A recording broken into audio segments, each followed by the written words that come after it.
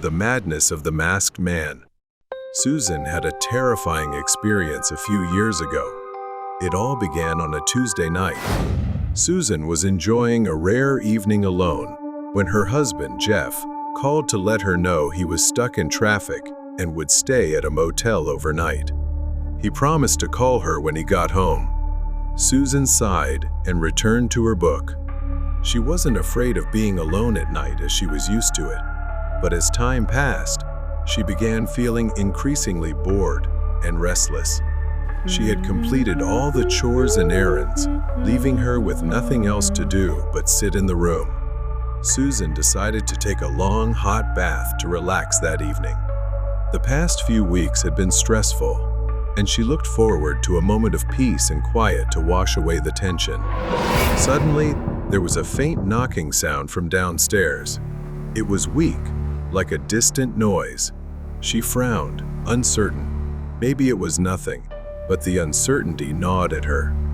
She stepped out of the bathroom and descended the stairs, feeling the hairs on the back of her neck stand up. The living room appeared calm, but something felt off. Then she felt a draft. The cold night air blew in through the window. Susan froze, hurrying to close it, but before she could, a shadow appeared on the other side. A man wearing a mask and a black hoodie stared directly at her, his hands on his hips as if daring her to approach. Come outside, Susan. Panicking, she slammed the window shut, locked it tightly, and ran to escape. Seconds later, the sound of shattering glass echoed through the house. He had broken the window to get inside. The man, wielding a knife, stepped through the window, his mask still on and hoodie pulled tight. His movements were slow and deliberate, like a predator toying with its prey. Susan frantically locked the living room door and rushed upstairs to the second floor. He was right behind her, chasing leisurely. Don't run like that, girl. I'll catch you soon enough. Susan stumbled through the hallway, entering the master bedroom. Her breathing was shallow, as she strained to hear any sound from downstairs. Susan stepped into a small, rarely used room on the second floor. But one thing she was certain of, he wouldn't find it. It was a hidden space in the attic, known only to her and her husband. She was sure no one from the outside would see her as Susan pressed herself against the wall. A voice echoed just outside the attic door. Oh, Susan. I know you're here. A voice strangely familiar. Susan could hear his creaking footsteps getting closer. A terrifying silence filled the air. In a flash, he appeared right in front of her. The mask had now slipped slightly. Her body turned cold as she suddenly recognized the familiar eyes staring back at her. Susan whispered, "Jeff?" She backed away in fear. The man smiled, gripping the knife tightly. Don't worry, Susan. I'm doing this for us. Perhaps from excitement, the mask slid partially off his face, and what she saw made the realization even more horrifying. It was Susan's husband, standing right in front of her.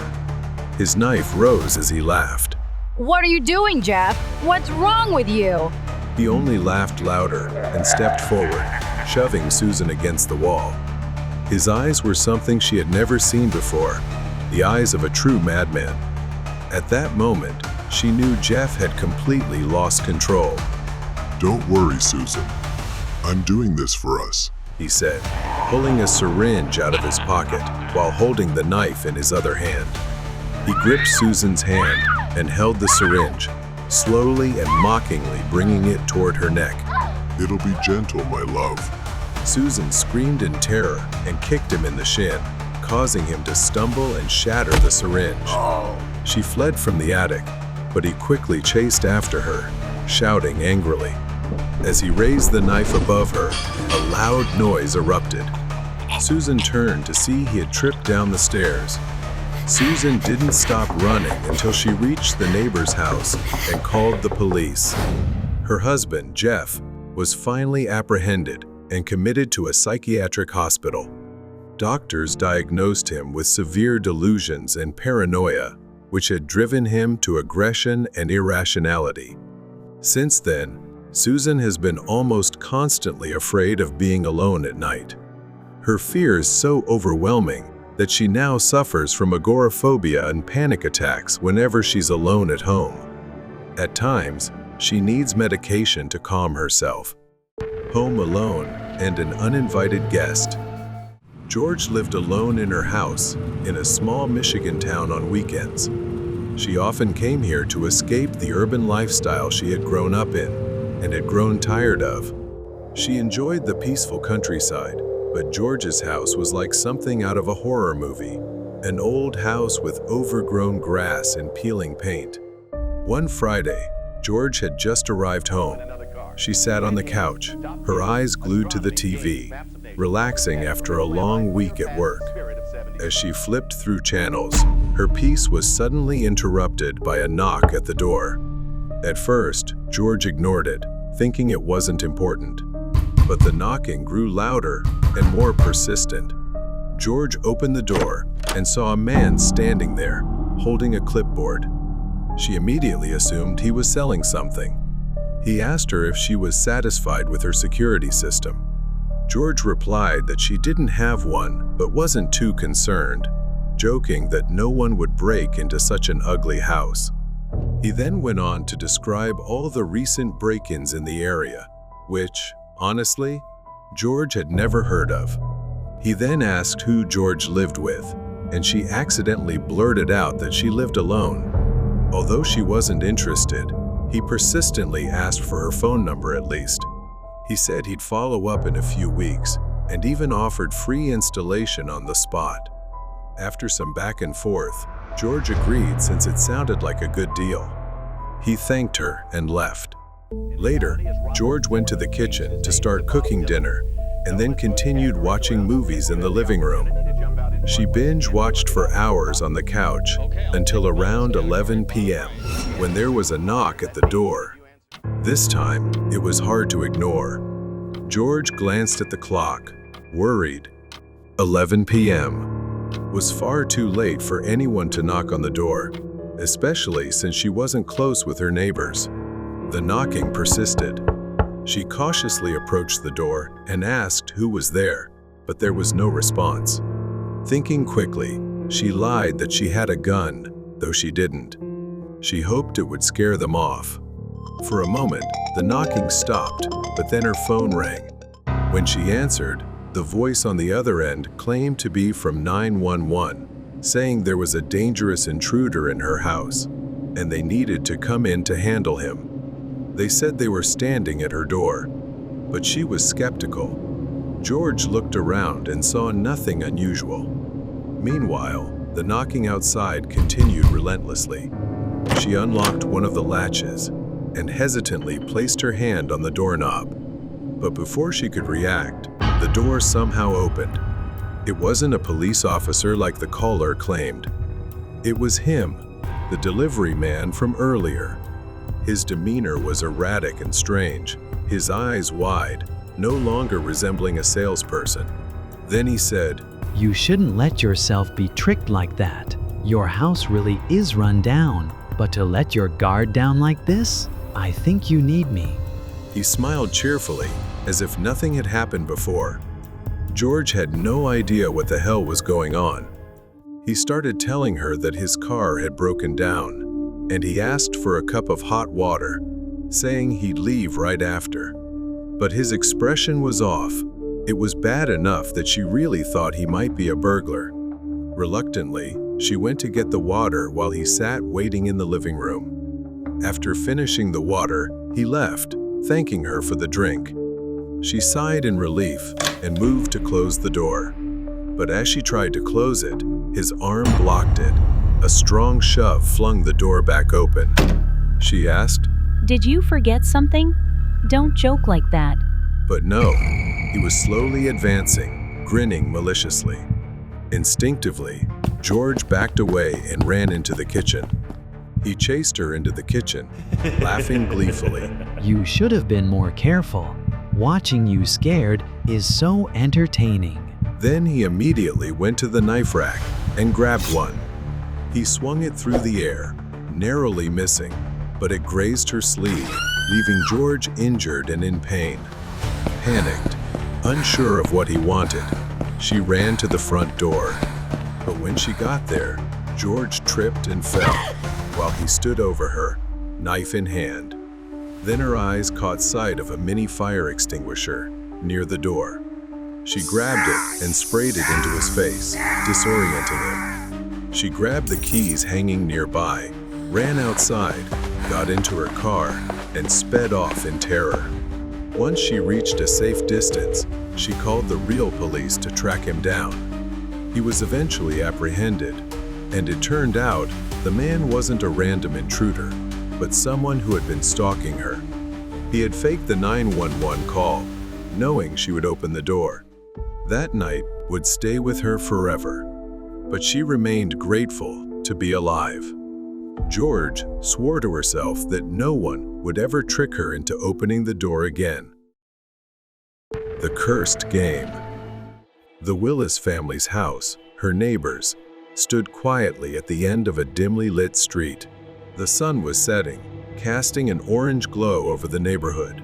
Lily, who had done many jobs before, was starting her first day babysitting this time.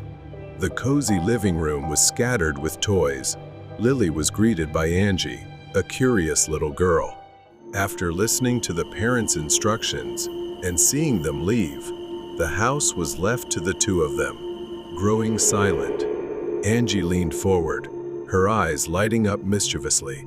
Let's play a game. Call Mary. Lily froze, letting out a nervous giggle. Angie tugged on Lily's sleeve, her wide eyes pleading. Please, Lily. Just this once? I won't ask for anything else. Lily hesitated, but Angie's persistence made her relent. Angie explained to Lily that they had to go into the bathroom, turn off all the lights, and say her name 3 times in front of the mirror. If they did, Mary would appear. They must not let the candle go out. Lily didn't really believe it and thought it was just a made-up game. The bathroom was dimly lit by flickering candles.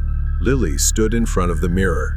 She took a deep breath and said, All right, just this once. and they'd go to bed. She called the woman's name. Before she could finish, Angie gasped and backed away, saying she didn't want to play anymore. Lily reassured her, saying it was fine, just a game, and it would end now. Then they'd go back to the room, just as they were about to leave.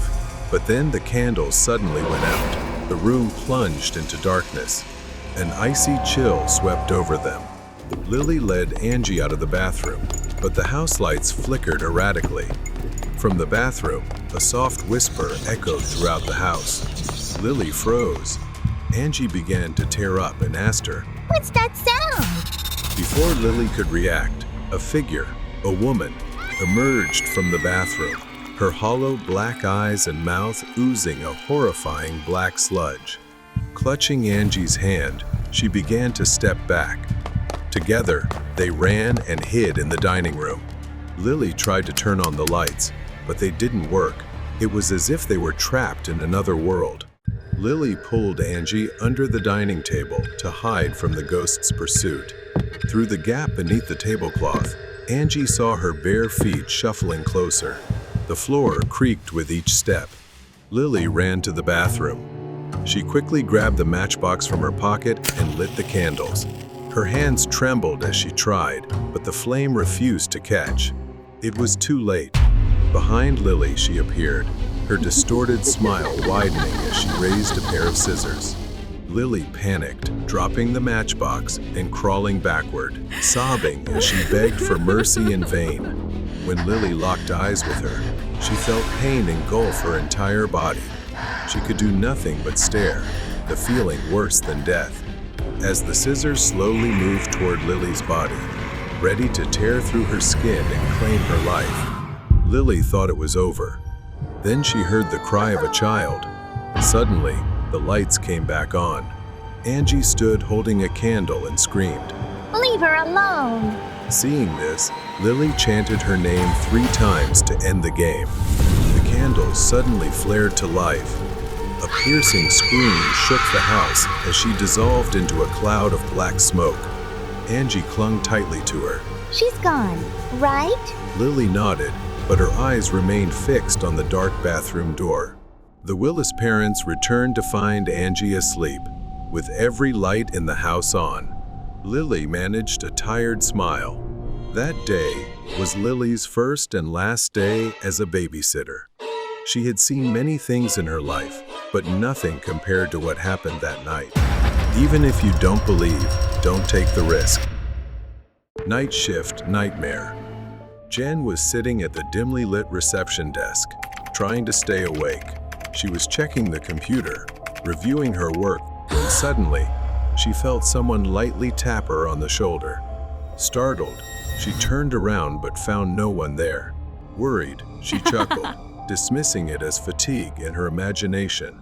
But a few minutes later, she felt a light but distinct tug at her hair. She froze, her hand slowly moving to the back of her head. The vague sensation of fingers lingered, as if someone was right behind her, almost unseen. She suddenly turned around again, but there was nothing. Then a book on the far end of the desk fell to the ground with a loud thud. As she shifted in her chair, Jen jumped. She focused on the book on the floor, the silence enveloping her. She shook her head to clear it and tried to brush it aside. She walked to the break room to collect herself. As she poured coffee into her cup, the feeling of being watched grew stronger, as if eyes were staring at her from the dark corner of the room. At 3:30 a.m., Jen returned to the lobby, sitting back at her desk, clutching her coffee cup. She checked the security cameras on her computer screen. Suddenly, the doorbell rang. She jumped up, quickly glancing outside through the glass, but only her own reflection stared back. Her hand lingered on the doorknob, uncertain. After a tense few seconds, she unlocked it, cracked it open, and peered outside. The night air was cold and empty. Jen closed the door and returned to her desk. Trying to shake off her fear, Jenna grabbed some cleaning supplies and headed toward the pool area as requested by her manager. Her footsteps echoed as she approached the edge of the pool.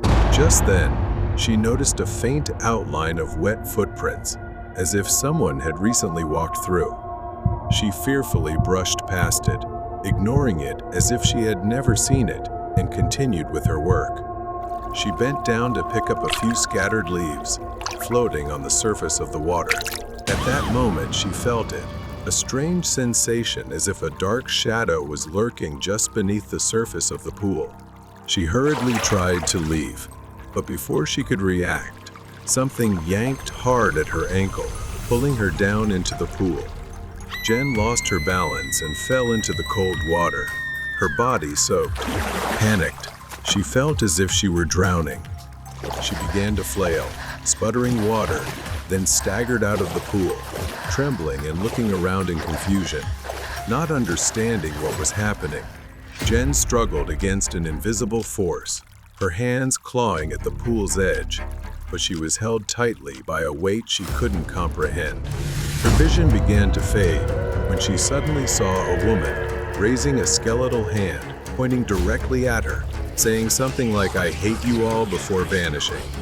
Just as she was about to lose consciousness, Jen summoned her last bit of strength to escape, gasping for air as she surfaced. Hair disheveled and soaked, Jen stammered as she recounted what had happened by the pool to her manager. She tried to explain how real that feeling had been, but her manager merely checked the cameras and remained skeptical. He insisted that perhaps she just slipped. To her, it was different. She knew it was more than just a slip. Back at the reception desk, Jenna sat there exhausted. She felt foolish and paranoid, wondering if her fear was just in her head, fueled by her coworkers' ghost stories. Her gaze scanned the security cameras, but she hesitated, afraid of what she might see. She quickly packed her things, not wanting to spend another minute in the building. Her shift was about to end. Jen walked out suddenly. The doorbell rang softly in the empty lobby. Her eyes glanced toward the hotel, She held her breath as she watched the front door slowly open, revealing darkness inside as if someone was standing there. But she thought it was enough and turned around to leave immediately. As she drove home, Jen realized she would have to return to work the next day. The haunting spirit would be waiting, and the cycle of fear might never end. She needed to confirm this truth. Night shift nightmare. The next day, Jen stood behind the dimly lit reception desk, her hands slightly trembling as she stared at the empty lobby. The memory of the ghostly encounter lingered in her mind, but she pushed it aside, reminding herself that she needed this job. Jen reluctantly walked towards the pool area. The flickering lights cast strange shadows, making the room feel even more frightening. She glanced at the water, fearing the woman would reappear.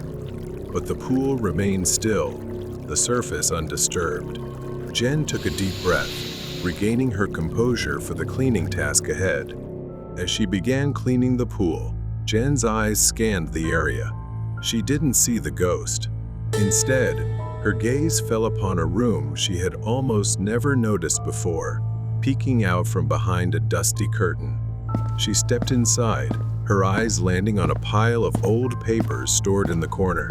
Curiosity sparked. She approached and began sifting through the dust-covered documents. Among them, an old article caught her eye. The headline read, "Mysterious Murder at the Hotel. Night Staff Member Missing." The article recounted an incident nearly a year prior, where a woman was brutally murdered by one of the hotel's night staff during a blackout. The next morning, the disfigured body of the woman was found with a flower pinned to her dress, but there was no sign of the staff member responsible for the crime. Jenna's mind raced as she processed this information, piecing together the fragments of a tragic story. Determined to shake off her fear, Jen continued her work. But as she bent down to pick up leaves, she felt someone behind her. She hesitated, fear enveloping her. Standing upright, she glanced around the empty pool area, but saw nothing. Jen continued to finish her cleaning, but once again, she caught sight of a dark shadow on the water. She turned around, but it was too late. The ghost was right behind her. An eerie smile stretched across her distorted face. Jen staggered back, the ghost's laughter echoing in her ears as she was drawn into the pool. The world around her felt like an endless abyss. Jen panicked as she emerged from the water, gasping for air. It stood at the edge of the pool, looking at her with a delighted and smug expression. Soaked and gasping, Jen burst through the door. She headed toward the reception desk, ready to leave the nightmare behind. But as she reached for her bag, she hesitated. She recalled the wronged woman she had seen in the article had also gone missing right there. Could it be her? What if that woman needed her help? The thought lingered, gnawing at her conscience. After much inner turmoil, she decided to return. Upon reaching the pool again, Jen looked around and saw the woman standing at the edge. But then she shouted, "I will help you find him." Jen could see the woman's expression change. She slowly reached out, brushing her icy fingers across Jen's forehead. Images flooded Jen's mind. Flashes of the night of the murder, the struggle, the fear in the woman's eyes. And finally, the face of the night staff, a dim shadow emerging. She returned to the reception desk. Using the hotel's security system, Jen searched for anything unusual, scanning the old footage from that fateful night, but most of it had been nearly erased. However, he missed one scene, him entering through the back door, with small dirt clumps still scattered on the ground. It led to the large abandoned area behind the building. The next day, Jen began searching for hidden evidence. Following the woman's memories, she rummaged through the abandoned land behind the hotel. Jen continued to dig. She discovered broken branches and leftover, but nothing resembling the evidence she sought. She felt like giving up. On the second night, Jen dreamed of the ghost. her distorted face contorted in pain. She was determined to return. After nearly 2 exhausting days, just as despair threatened to consume her, Jen's shovel struck something. She dug deeper, discovering an old box. When she opened it, she found the murder weapon, a knife, and a USB that he had hidden away, intending to destroy it. He seemed to have toyed with the law, disregarding it. Jen hurried to the police station. She presented the evidence she had found. With the evidence in hand, he was identified. After so long, he was finally apprehended. Jen felt the weight lifted off her shoulders. The ghost of the woman appeared behind her, a faint smile on her distorted face. Jen returned, knowing that the woman's soul could finally find peace. She glanced back at the building, but this time she felt it had truly closed. Escape your pursuer at Dunkin' Donuts. Isa worked the night shift at her uncle's Dunkin' Donuts, a small, quiet spot off a lonely highway, struggling with boredom as a violent storm raged outside. Her phone battery died, flickering before finally shutting off. With a sigh, she plugged it into the charger. The empty Dunkin' Donuts felt eerily quiet. Feeling sleepiness creeping in from the stillness of the night shift, Isa got up and headed to the back to make herself a cup of coffee. Trying to stay alert, Isa sat at the corner table, sipping her coffee. The sound of the storm seemed to press in from all directions, making her feel unusually uneasy in the empty store. Just as she took another sip, the power went out, plunging the store into darkness. The bell above the door rang, signaling someone had entered. Isa froze. She wasn't expecting anyone, especially during this storm. Blinking, she slowly moved toward the counter, the only light coming from a nearby candle. As Isa lifted the candle, the pale face of a woman emerged from the shadows. Her hair was disheveled, her pants torn in multiple places, and her shirt dotted with what looked like dried blood. Isa, horrified, exclaimed, Oh my God, you scared me. What happened to you? Are you okay? The woman's eyes were wide with fear, an expression haunted and desperate. Please, She gasped. you have to help me. He's coming. If we don't move fast, he'll kill me. Before Isa could respond, headlights swept across the window. A blue pickup truck pulled into the parking lot. The woman grabbed Isa's arm with surprising strength for someone so frail. We need to hide. Now.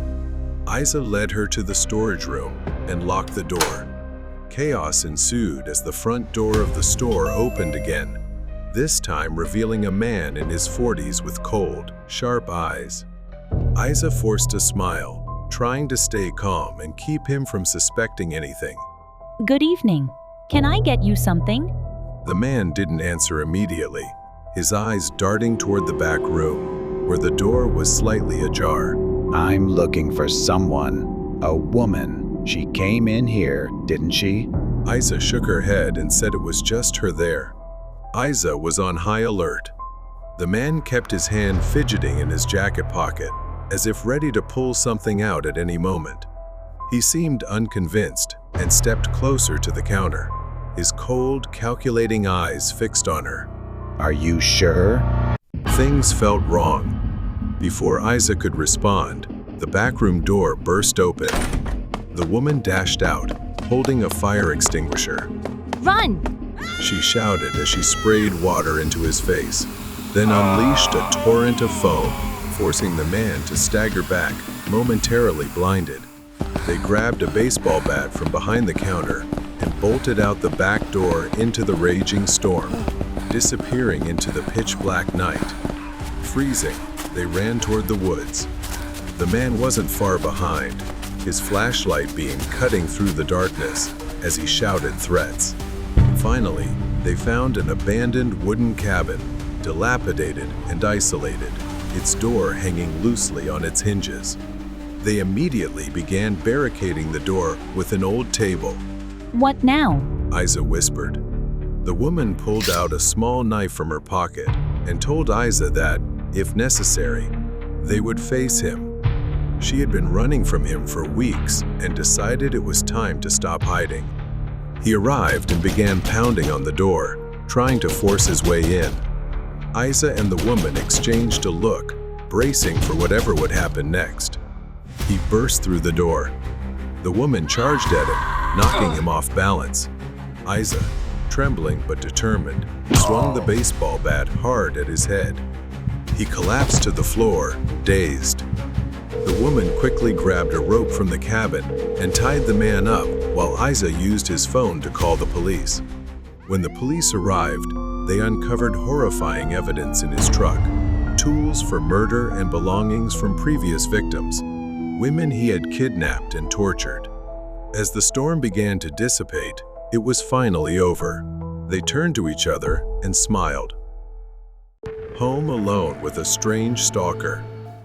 The house sat quietly in the suburban neighborhood, dark and isolated.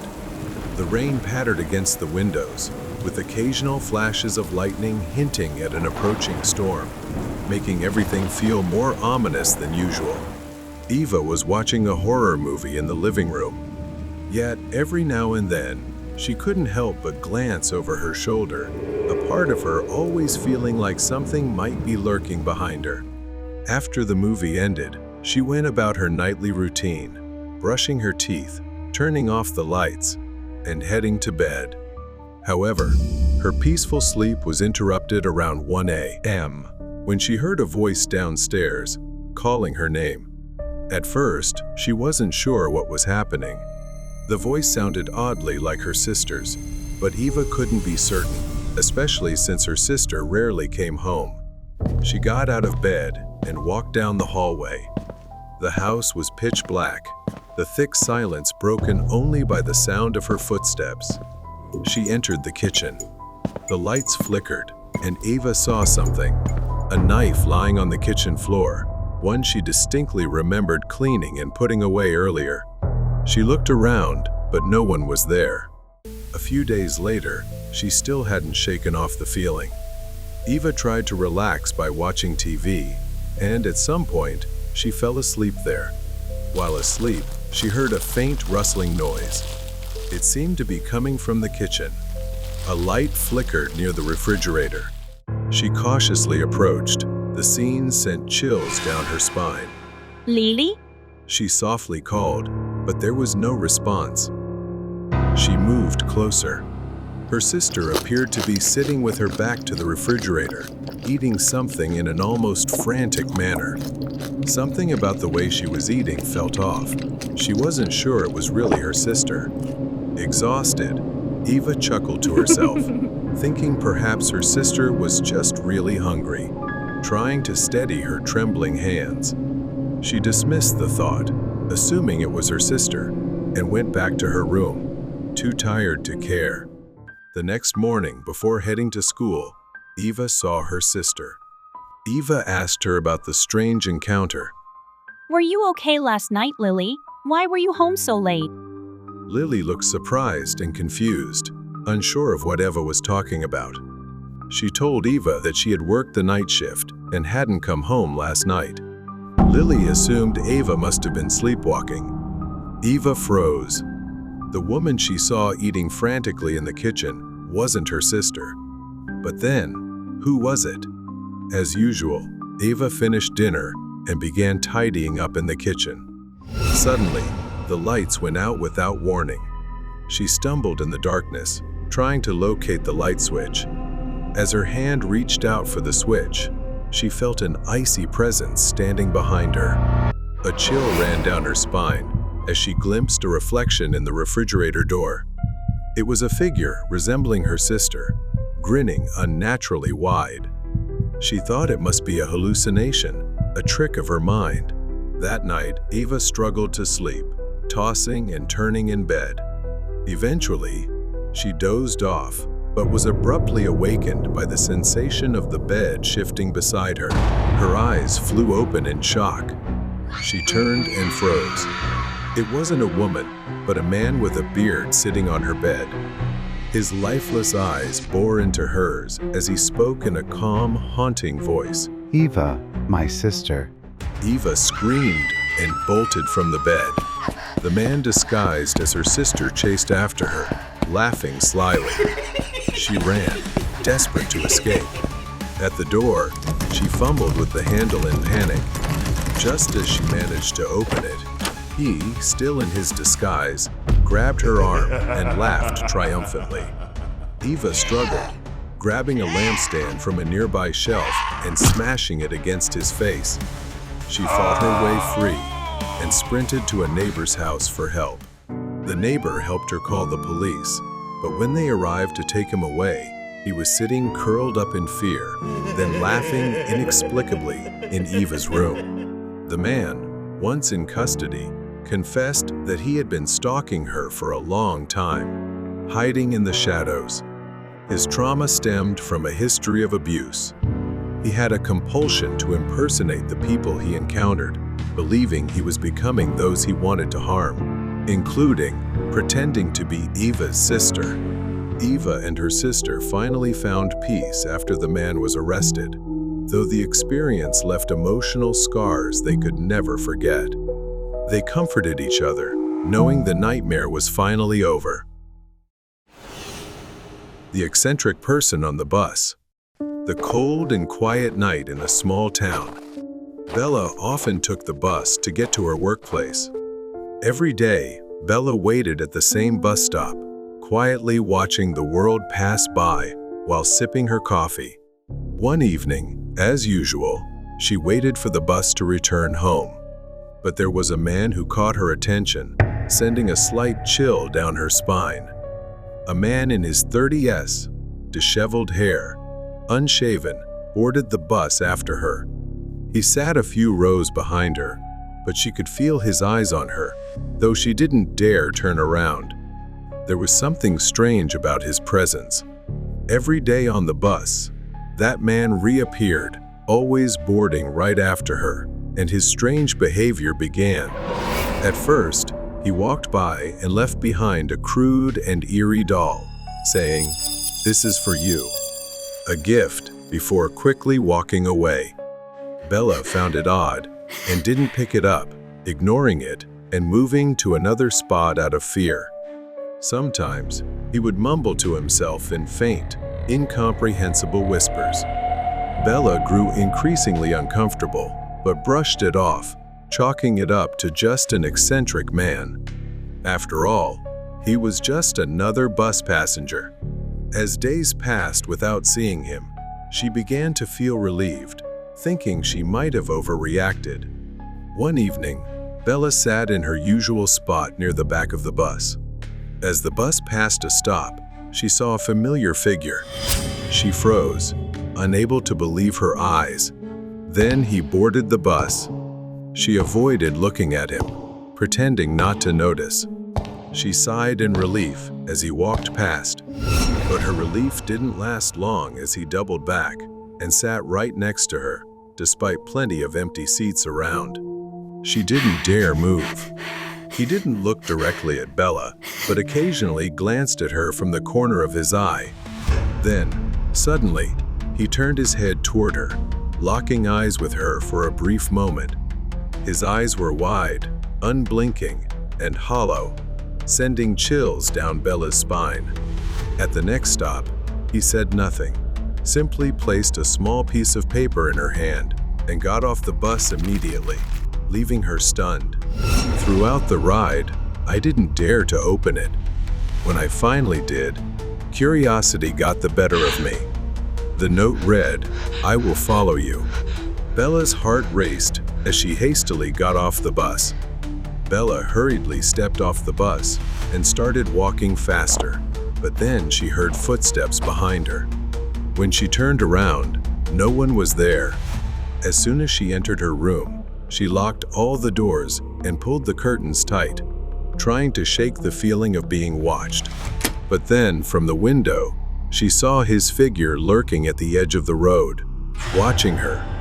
She couldn't tell if it was real or just her imagination driven by fear. The next day, Bella took a different route to work, avoiding buses entirely. But paranoia crept in. She began to feel like someone resembling the man from the bus was watching her from alleys, observing her from afar. Then the nightmare struck. A cold hand grabbed her wrist. Startled, she turned around in shock to see him, the man who had been following her from the bus. He gripped her tightly and said in a chilling voice, "You don't need to be scared. I just want to make sure you're safe." Bella was too terrified to think, only desperate to escape. She screamed, "Let me go," but it didn't change anything. His eyes were locked onto hers, unblinking. Luckily, Bella had prepared for the worst. She pulled a can of pepper spray from her pocket and sprayed it into his face, leaving him writhing in pain and temporarily blinded.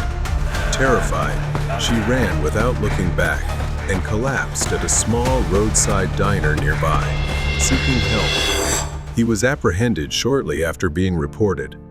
He confessed that his obsession with Bella stemmed from her uncanny resemblance to his late girlfriend, who had died in a bus accident he couldn't prevent. He was diagnosed with PTSD, and seeing Bella on the bus had triggered his obsession. The man was later admitted to a facility for treatment. Bella, though still haunted by the events, found solace in knowing that the man wasn't truly a threat, but a broken soul lost in his past. But after all, everything had finally come to an end. Run away from the stalker. It was one of those summer nights when the air was still, and everything seemed too quiet. The large, sprawling suburban house had a neatly trimmed lawn. Inside, Chase and I had no idea of the terror about to unfold. I was 15, hanging out at my friend Chase's house. His parents were out, and we were home alone. The basement was a paradise for any kid. It had a TV, a pool table, and video games. It was the kind of place where you forgot about everything outside, and we were living the dream. We sprawled out on the big leather couch, watching horror movies on TV and munching on potato chips.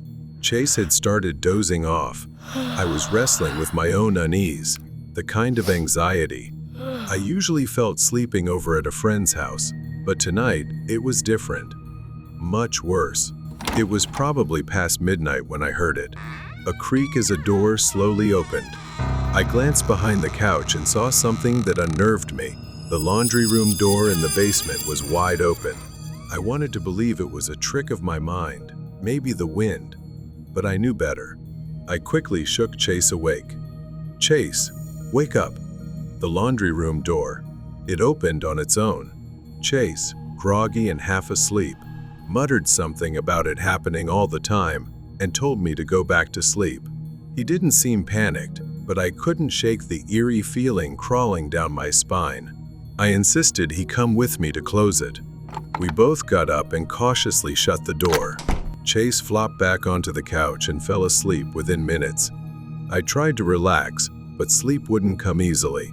A little later, I woke up again, but this time, it wasn't a noise that startled me. Standing behind the couch, looking down at us, was a man. I froze, my breath catching in my throat. The man was pale, sickly looking, with sunken eyes and an incredibly unsettling expression. He stood there, motionless, just staring at us. I screamed. Chase jerked awake, his eyes wide with fear as he saw the man moving toward us. In a panic, we ran. The basement had 2 exits.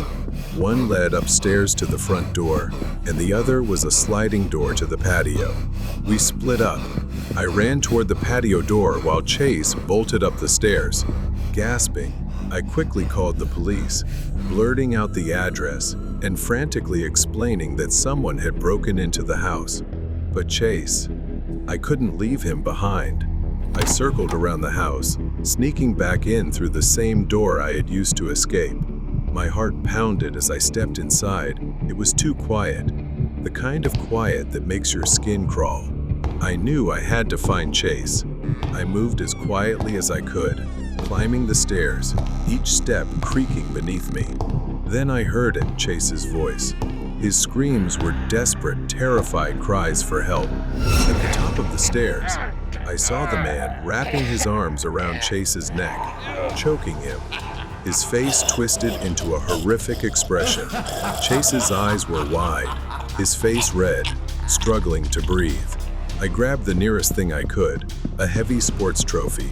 Without thinking, I charged at the man. I swung the trophy with all my strength, smashing it into the intruder's head. The man collapsed onto the floor, and Chase fell with him, gasping for air but alive. We didn't wait. We ran outside, not stopping until we reached Chase's treehouse. There we hid, waiting for the sound of sirens. Chase was still trembling, rubbing his neck where the man's hands had been just minutes ago. We stayed silent, too afraid to speak. I peered out the small window in the treehouse, scanning the yard for any movement. The house looked eerily still, as if nothing had happened. Chase whispered, "What do we do now?" I had no answer. I just knew I couldn't let him go back inside. Suddenly, a faint rustling came from the direction of the house. I held my breath, straining to listen. At first, it was soft, like footsteps on grass. Then, I saw him, the man. He was slowly crossing the yard, his movements deliberate, as he headed toward the treehouse. I grabbed Chase's arm, pulling him away from the window. "He's coming." The two of us backed into a corner of the small treehouse, barely breathing. The man's footsteps grew louder, the creak of the ladder. He was climbing. I could feel his weight pressing on the structure as the treehouse swayed slightly with each step. Chase looked at me, his eyes wide with fear. I had to do something. I scanned the cramped space, frantically searching for anything I could use as a weapon. My eyes landed on a rusty toolbox. Chase's dad had left here months ago.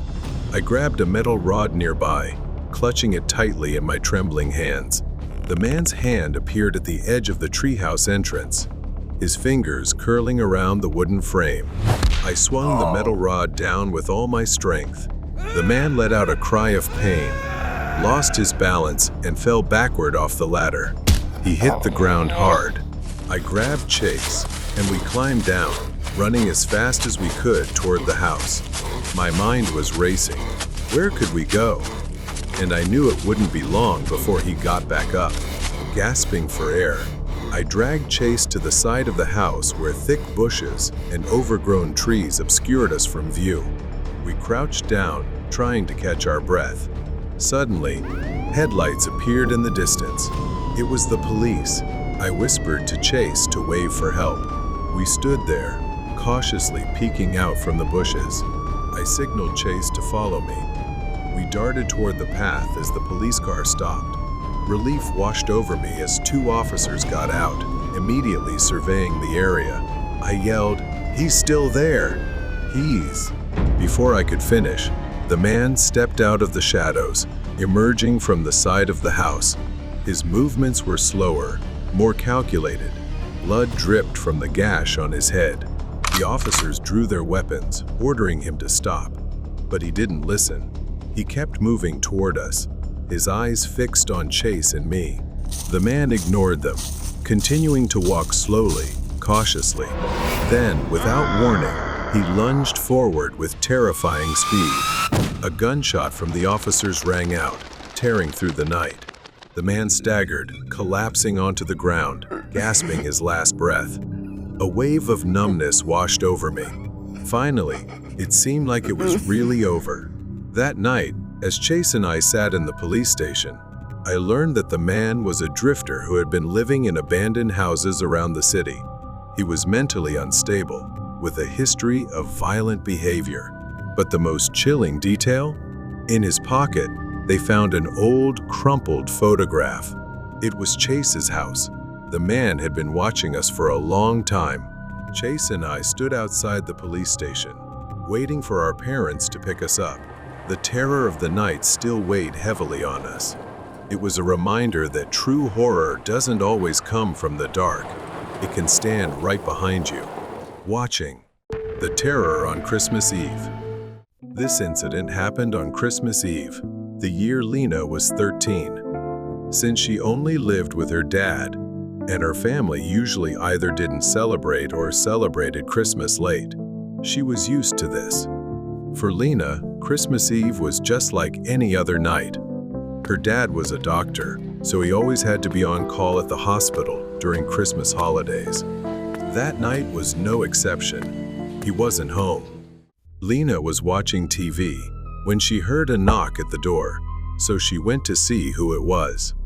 Her front door had a peephole, making it easy to see who was outside. A man stood outside wearing a Santa Claus suit, holding a bag and smiling, waving at Lena to open the door. But something about him seemed off. He didn't look neat at all. Lena approached the door, but didn't open it. She found it odd that someone dressed as Santa Claus would come to her house, of all the houses in the neighborhood. He said, Hey kid, it's me, Santa Claus. Let me in, and I'll show you. Maybe other kids would believe him, but Lena knew he wasn't real. Confused and skeptical, because this had never happened before, Lena refused to open the door. The man insisted, saying he had changed the rules this year to give gifts to kids in the neighborhood. But Lena didn't believe him. Instead, she remembered feeling angry while arguing with him. Lena told him she was calling the police. His smile disappeared, and after that, she didn't hear anything else. To be sure, Lena called the police to report him. Unfortunately, they probably didn't believe her and thought she was just an excited kid, hoping Santa Claus would visit. She only knew how to dial 911 and the house number, since it was the 90s and her dad didn't have a mobile phone yet. Lena could only hope the man wouldn't return. But a few minutes later, someone knocked again. When Lena checked, no one was there. She returned to the Christmas tree to continue decorating and wrapping gifts as a surprise for her dad. Lena turned on the TV to watch Christmas specials, which made her feel less lonely. Suddenly, the power went out, leaving the house in darkness. Lena jumped in fright. Now, the only light in the house came from the battery-operated Christmas tree. Then she heard the back door creak open. From the doorway emerged a dark silhouette, slowly advancing. It was the figure of a man. Lena grabbed a flashlight from a nearby drawer and shone it towards the figure. The face revealed was his, the man from earlier, leaning close to her with a sinister grin. Here's your surprise gift, little one. He sneered. Lena screamed and ran toward the back door, but she couldn't outrun him. He grabbed her hand and yanked her back. Lena sobbed and screamed, begging for mercy, but he showed no remorse. He taped her mouth shut and began tying her up with rope. As her vision blurred, he stuffed her into a large sack he had brought with him and hoisted it over his shoulder. Lena's next-door neighbor, who was walking his dog, happened to see the man. His actions seemed suspicious. The neighbor remembered that Lena lived alone with her father, who was often away, and her father had occasionally asked him to check on her. He cautiously approached with his dog and asked, What are you doing out here at this hour? Is everything okay? The man, startled, quickly forced a smile and replied, Oh, I'm just preparing a surprise for the kids in the neighborhood. The man hurriedly hid the sack behind his back, stepping away as his eyes darted around. His strange behavior only heightened the neighbor's suspicions. His dog kept barking, as if trying to warn him of something. It was a smart dog, good at sensing trouble. The neighbor noticed the sack behind the man seemed to be moving slightly. Sensing the man was odd, the neighbor remained cautious. He apologized for bothering him and pretended to head back toward his house. He then heard a faint sound resembling crying and immediately knew something was wrong. Without thinking, he rushed toward the man and shoved him hard, causing him to fall onto the grass. The sack fell, and Lena tumbled out onto the grass, her eyes wide with terror. The man tried to flee, but the neighbor quickly pinned him to the ground and held him there until the police arrived. The man remained on the ground, handcuffed and arrested. Lena was safely escorted back home by her neighbor. Her father returned home immediately after hearing the news. That night, Lena learned the true meaning of fear. She hugged her father tightly, knowing she was lucky to have survived a terrifying Christmas Eve. Dark intentions at Dunkin' Donut. The fluorescent lights flicker above me as I sit on the edge of a narrow bed. The cold walls, the air thick with dust and time. It's been 2 years, but I remember it all as if it happened yesterday. The Dunkin' Donuts shop, the rain, and Jerry. That's where it all began. I worked the night shift at the Dunkin' Donuts in a quiet suburban town. It was a small place, nestled between an old laundromat and a thrift store. I saved what I could, putting money aside each night. It wasn't glamorous, but it was a job, and it kept me going. My sister usually stopped by, but tonight she wasn't there to see me. She was sitting by the window with a guy, her eyes red from crying. I couldn't hear what they were saying, but it was obvious they were arguing. She looked so distressed. He wore an old, worn coat, lingering at the door, watching the place. Tonight, he hesitated at the door, lingering longer than usual. I tried to keep my distance. There was something about him that made my skin crawl.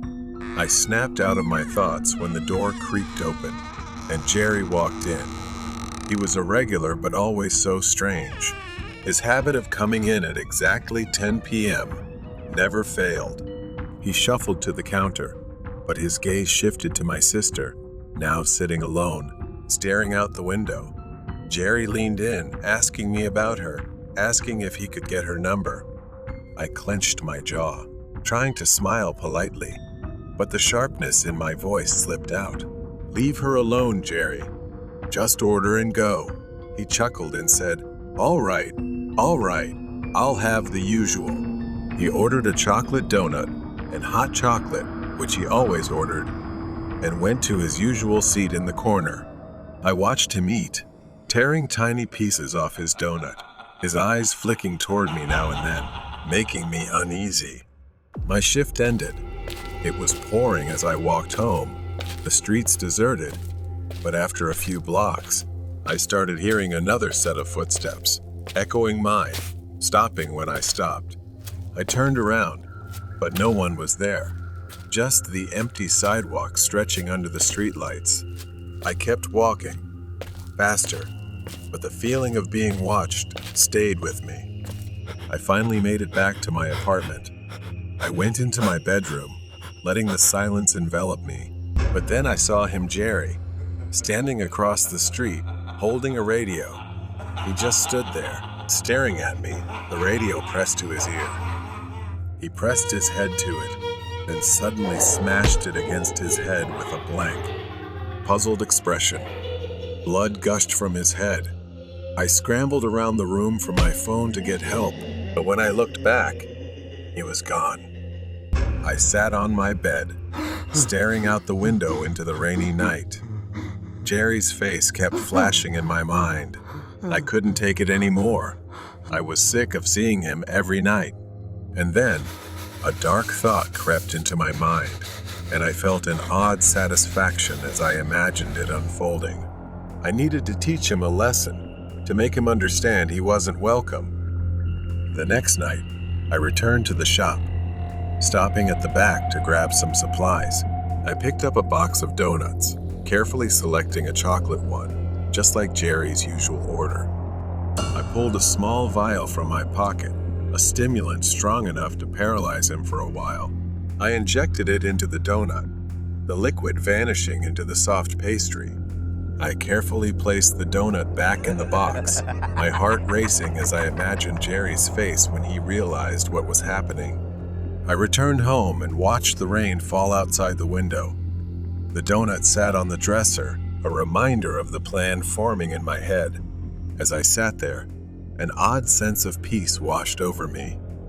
I didn't know where this road would lead, but I knew one thing: I wouldn't have to see Jerry's face staring at me anymore.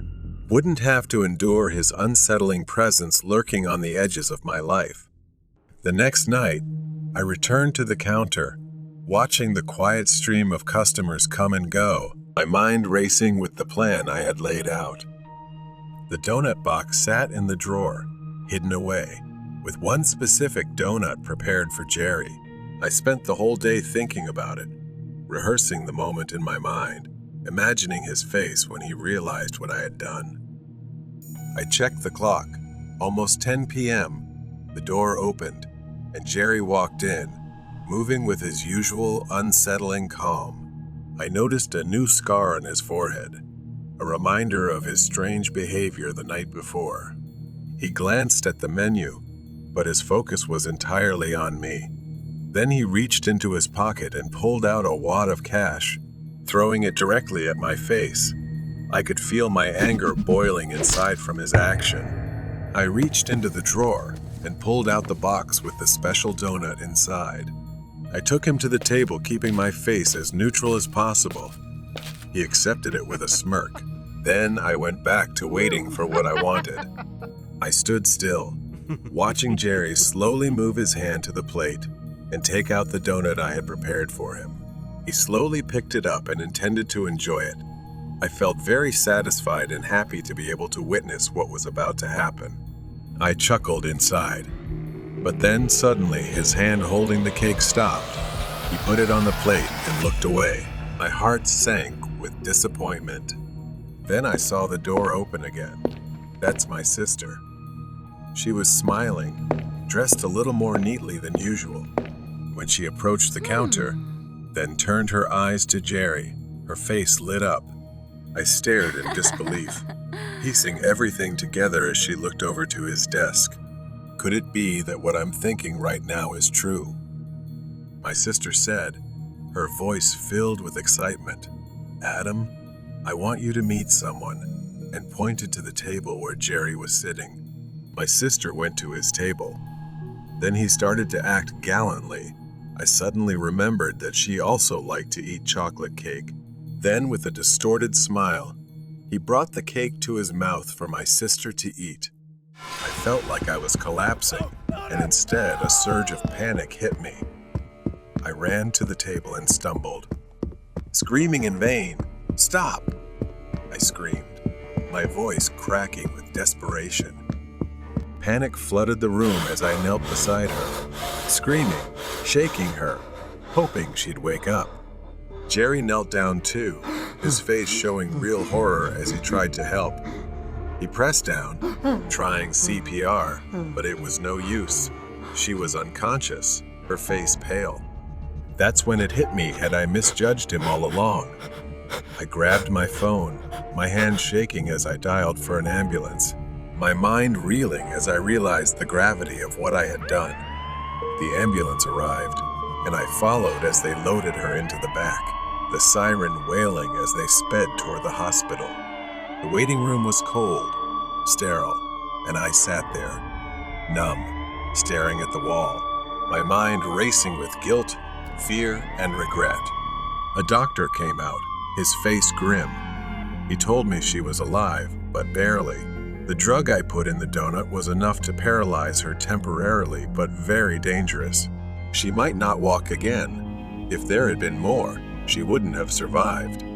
Relief washed over me for only a brief moment before I saw the police step into the waiting room, their eyes fixed on me. They approached, and I could feel the weight of what was about to happen. The room was harshly lit, cold, and unwelcoming. They asked me questions, again and again, trying to piece together what had happened. I told them the truth, every detail, from Jerry's strange behavior to the plan I had laid out, unaware of the devastating consequences. The officer listened and told me I was lucky my sister was still alive. But I should not be mistaken. This was premeditated, and I would face the consequences. With the camera evidence and the plots I had schemed, I was now convicted, the weight of my actions bearing down on me as I was led away. I sat on the edge of my bed, staring at the door through the cold prison bars.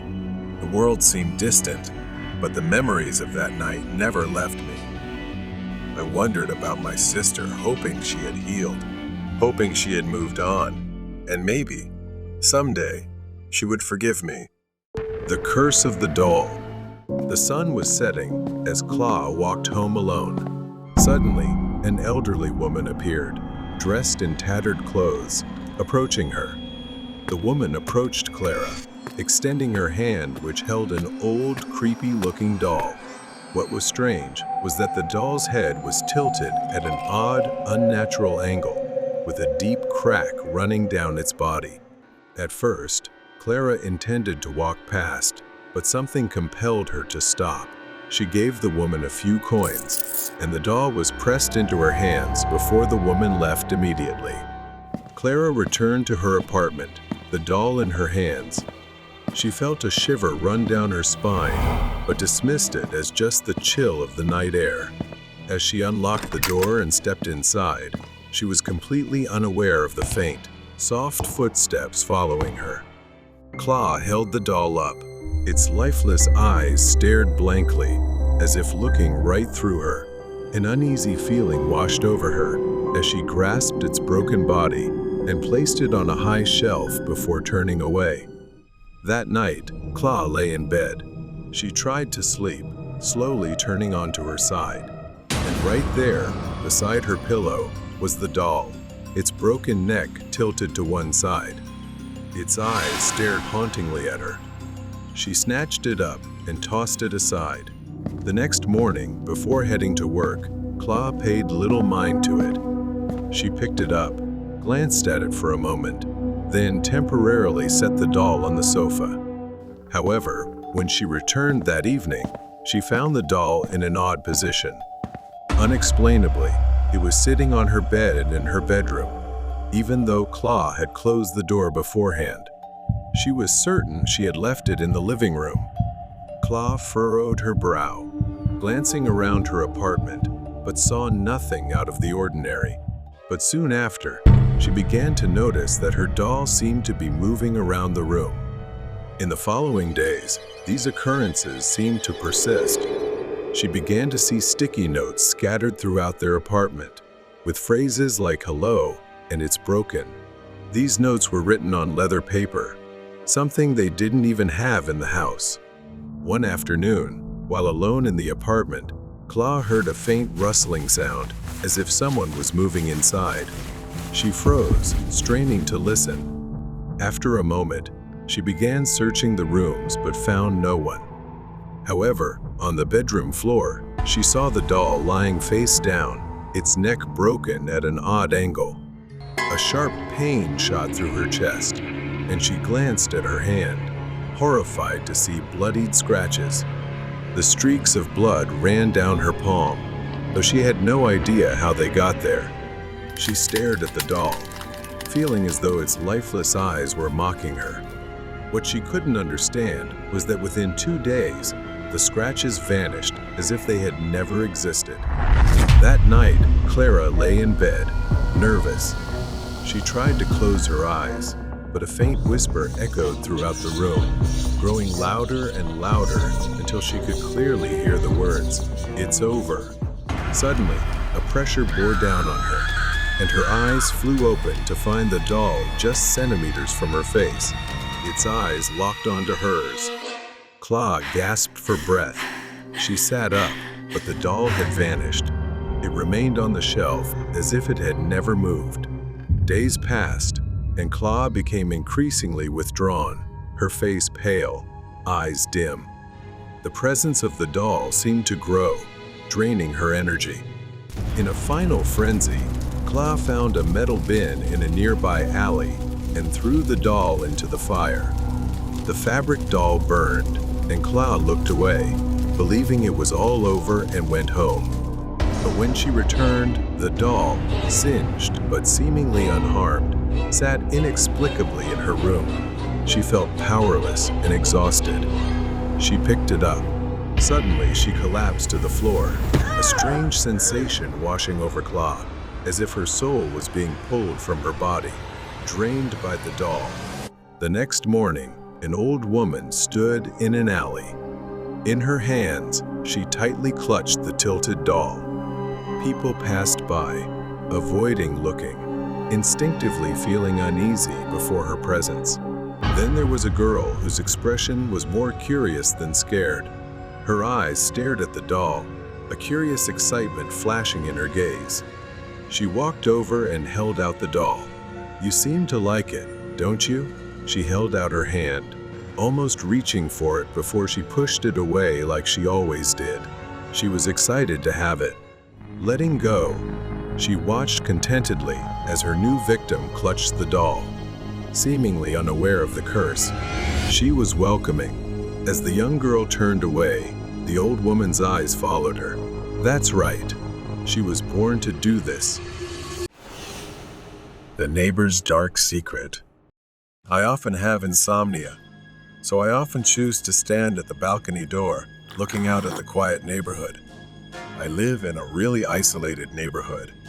The houses around here are not right next to each other, although I do have a neighbor who has a fence that I can see over if I stand on the balcony. I'm not being nosy or anything, but that night, I was looking into his yard. I've never met him because that neighbor just moved in, but I assume he lives alone because there's only one black truck parked in his yard.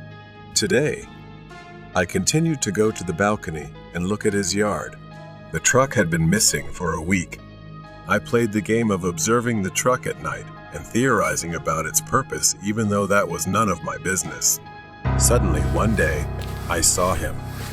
My neighbor walked out of the house, dragging something.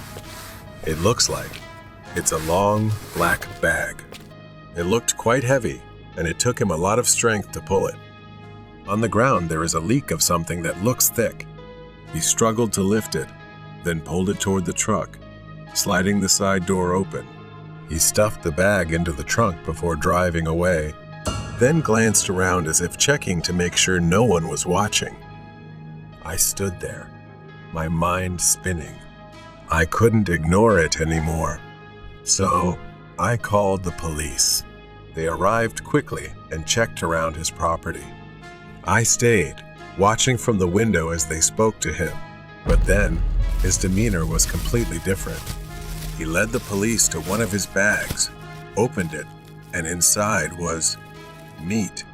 He started pointing at his dog, which barked eagerly as he lifted it, filled with excitement. The screams, he claimed, were just him rehearsing a scene from his favorite TV show, and he did it every night. The police found nothing else. To protect my identity, the police came inside and spoke privately about me calling them. They warned me. They said if I continued calling without evidence, I could be charged with privacy violation and harassment. When they left, my neighbor came over, placing a hand on my shoulder. With a friendly smile, he said, "Let's not let little misunderstandings get out of hand, all right?" It felt like a warning. I told myself I was overreacting. Maybe he really was just an odd guy, with strange habits. Every night, I hear faint, muffled, haunting screams. I tell myself it's just him rehearsing, as he said. Then one evening, he showed up at my door holding a cake. He told me it was his birthday and gave me the cake to clear up any unnecessary misunderstandings between us. Was he smiling? I wasn't sure if it was my mind playing tricks, but I felt like he was giving a sinister smile behind my back, waiting for something. As I closed the door, a wave of fear came over me. I took the cake into the kitchen. I placed the cake on the table, not daring to eat it, and just stared at it for a while. I considered eating it, dismissing my paranoia, and slowly brought it to my mouth. But then, something like an instinct told me not to. I put it down, reminding myself to stay alert. Thinking of him preparing it, watching me, knowing I'd eat it. It was truly horrifying. I grabbed the cake, took it to the trash bin behind the house, and threw it away. I didn't care if I was being unreasonable. I'd rather be safe than sorry. Early the next morning, When I went out to take out the trash behind the house, something caught my eye. There, beside the trash bin, was a small mouse, dead. Its tiny body lay still, right next to where I had thrown the cake the night before. A thin trail of cake crumbs led from the cake to the mouse. The mouse had eaten the cake and died. His depravity was beyond imagining. The cake was not a gift, it was a warning. From that moment, I started watching. Every sound, every strange occurrence, every word from my neighbor. Now I knew he wasn't just a harmless eccentric. He was hiding something dark. Everything started again when I walked past my neighbor's house. My steps slowed as I glanced at his front door, catching sight of a hand pressed against the glass, moving frantically. The glass was old and foggy. I saw someone inside, exhaling and writing help on the dust-covered window. For a second, I turned away, rushing back home. I didn't want to know what was happening behind that door. Back in bed, I couldn't sleep. The image of that pleading face, the desperate scrawl on the window, kept replaying in my mind. The sounds, the black bag, the screams. If I reported this to the police, I knew he'd find a way to cover it up, like he always did. Without evidence, everything would be pointless. I needed a clear and specific plan. I decided to reach out to my friend. I met my friend at the local cafe and explained everything, detailing the strange events and horrific scenes. He looked at me, skeptical, but didn't dismiss it right away. We had known each other for so long, neither of us wanted to believe this was happening. Then he suggested gathering photo and video evidence using advanced technology to avoid detection. I had to do whatever it took to prove my words. Neither of us could imagine what we were about to do next. But I promised him that we would only collect evidence and leave quickly and discreetly. The next morning, I put on a plumber's uniform and a fake mustache, mentally preparing for my decision. I approached my neighbor's door, disguised as a plumber. He opened it, eyeing me strangely, scrutinizing. He glanced at my house, then back at me, asking, "Nick, is that you?" I froze for a moment. I began faking my voice, using a different tone to deceive him, explaining I was sent to check and fix the city's main water pipes. At first, he seemed suspicious and told me to wait a moment before closing the door. I stood outside, not knowing what he was doing inside, waiting and adjusting my glasses. But eventually, he acted friendly and allowed me inside. As I entered, the house was much tidier than I had expected, and nothing suggested he was a murderer. As I pretended to inspect the pipes under his kitchen sink, he stayed close, following me throughout the house. My every move was under his watch. I hadn't anticipated this. His presence was a constant reminder that one wrong move could be my last. I racked my brain for a way to separate myself from him. Then, an idea struck. I asked him to let me check the pipes in the basement, explaining that I needed to inspect the pipes there, adding, "If you come with me, you'll need to be careful. A broken pipe could be very dangerous and make things worse." He hesitated, but finally, he allowed me to go down to the basement alone. I watched his shadow disappear into the darkness. I turned my attention to the house, moving quietly, looking through every corner, hoping to find something out of place. And then I saw it, an edge jutting out along a wall, as if something was being hidden. My fingers brushed along the edge, feeling the rough texture beneath my hand. With a gentle push, the panel creaked open, releasing a foul stench that made me nauseous.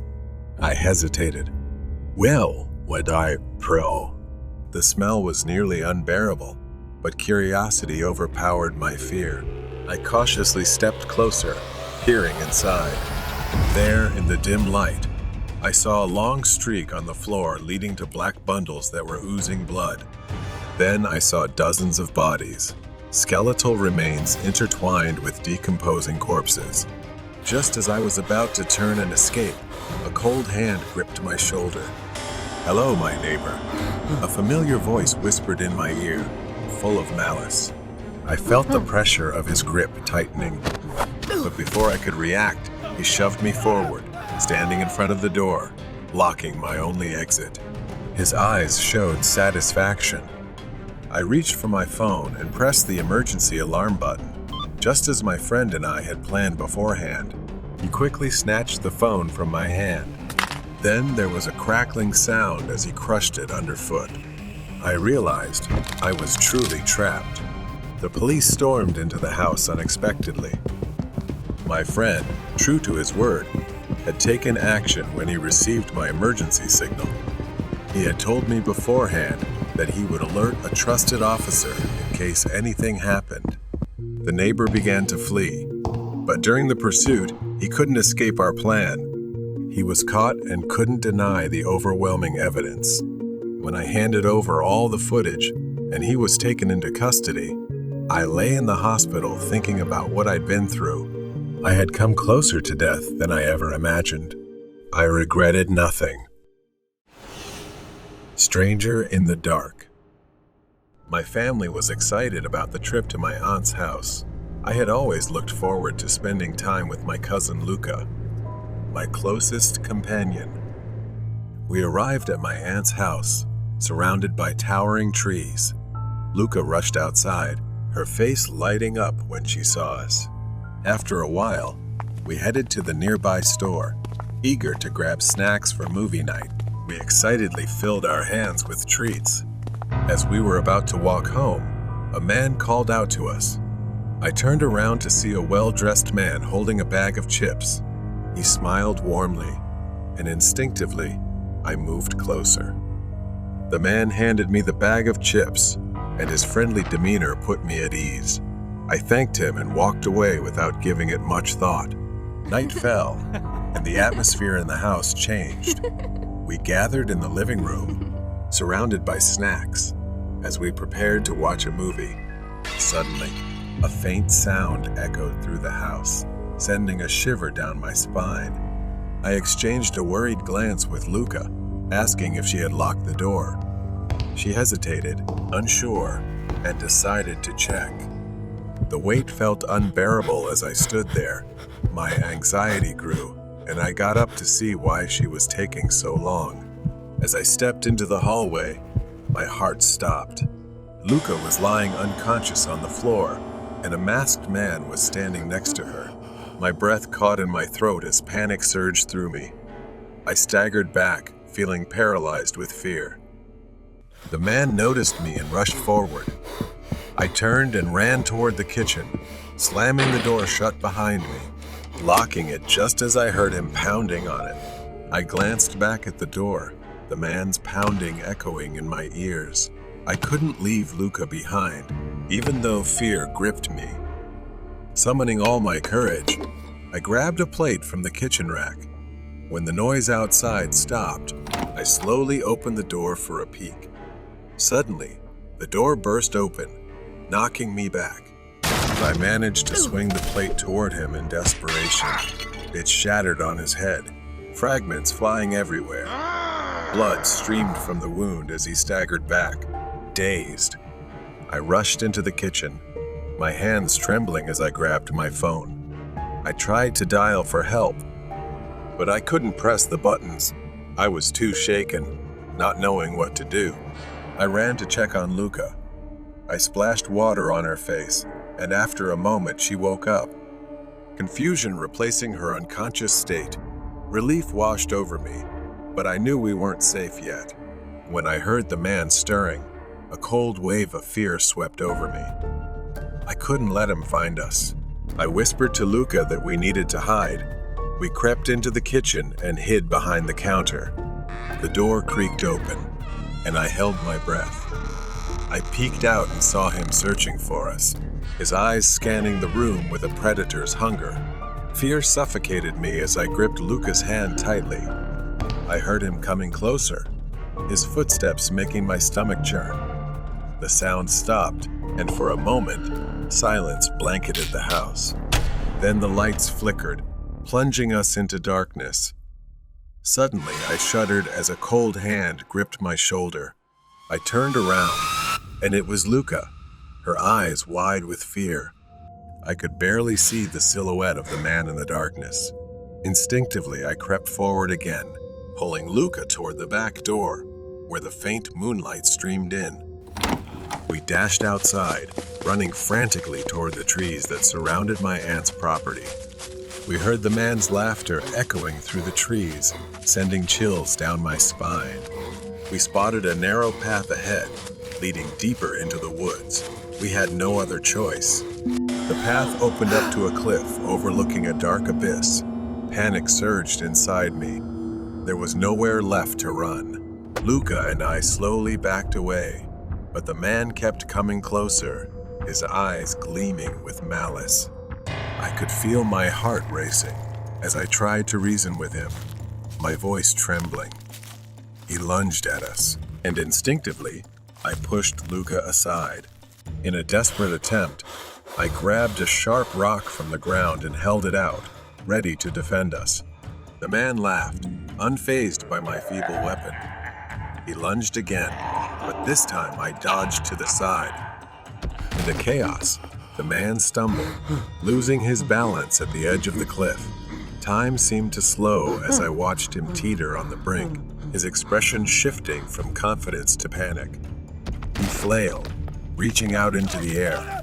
With one last gasp, he slipped and fell off the cliff, his scream fading into the night.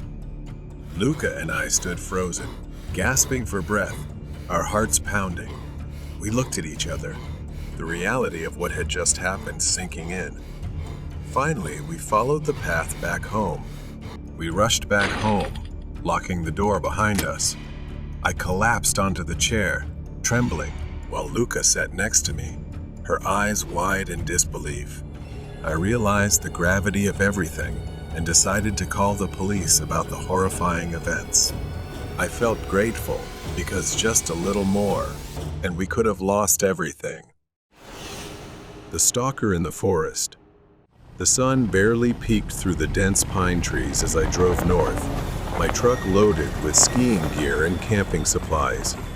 This time, my friend Leo and I had planned a skiing trip in a remote area, miles away from any ski resort. After a few hours of driving, I parked my truck at the base of an area that looked decent with several hills. But I stopped there because I really couldn't drive any further due to the trees.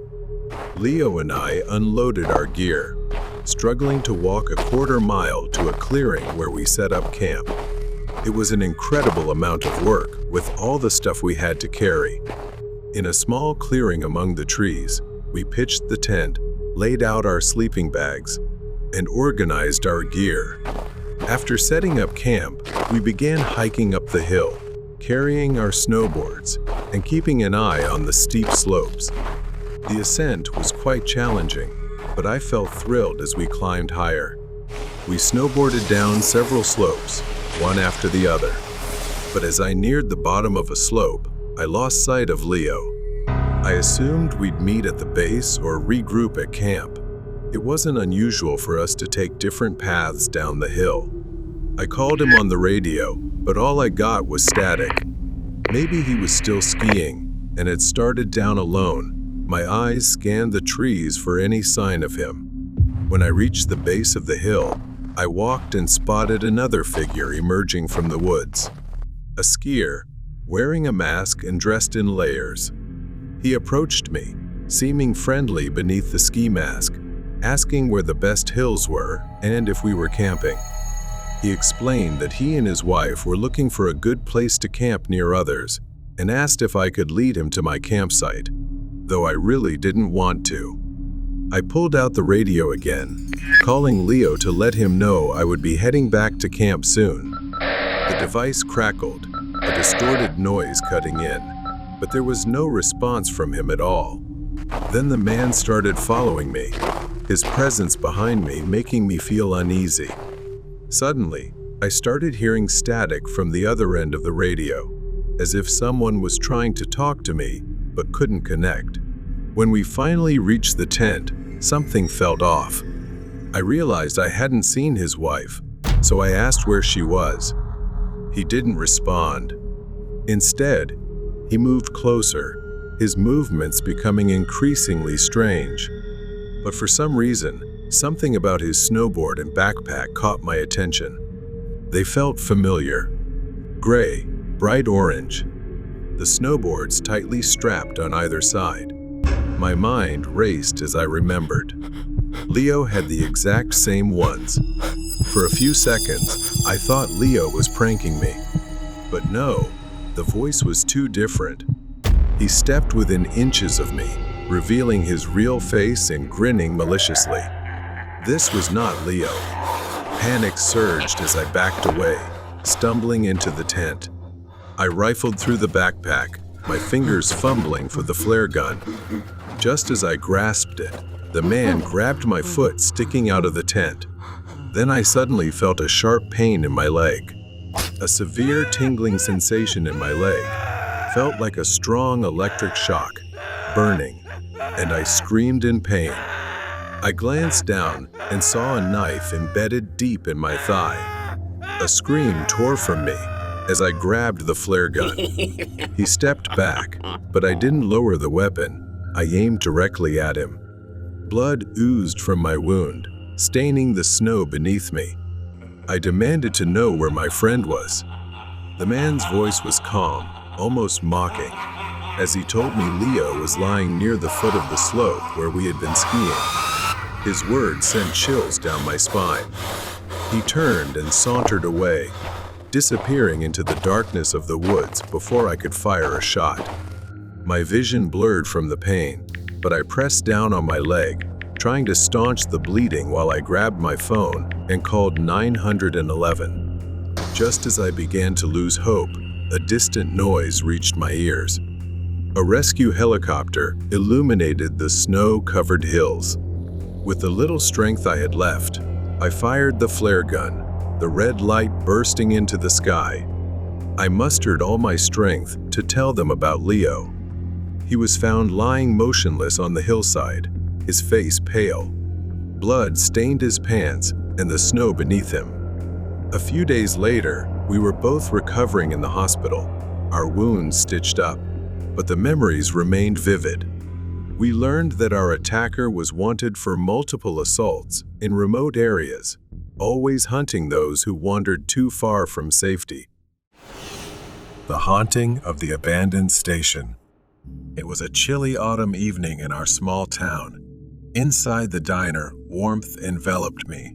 Sarah, my girlfriend, was finishing her cup of coffee.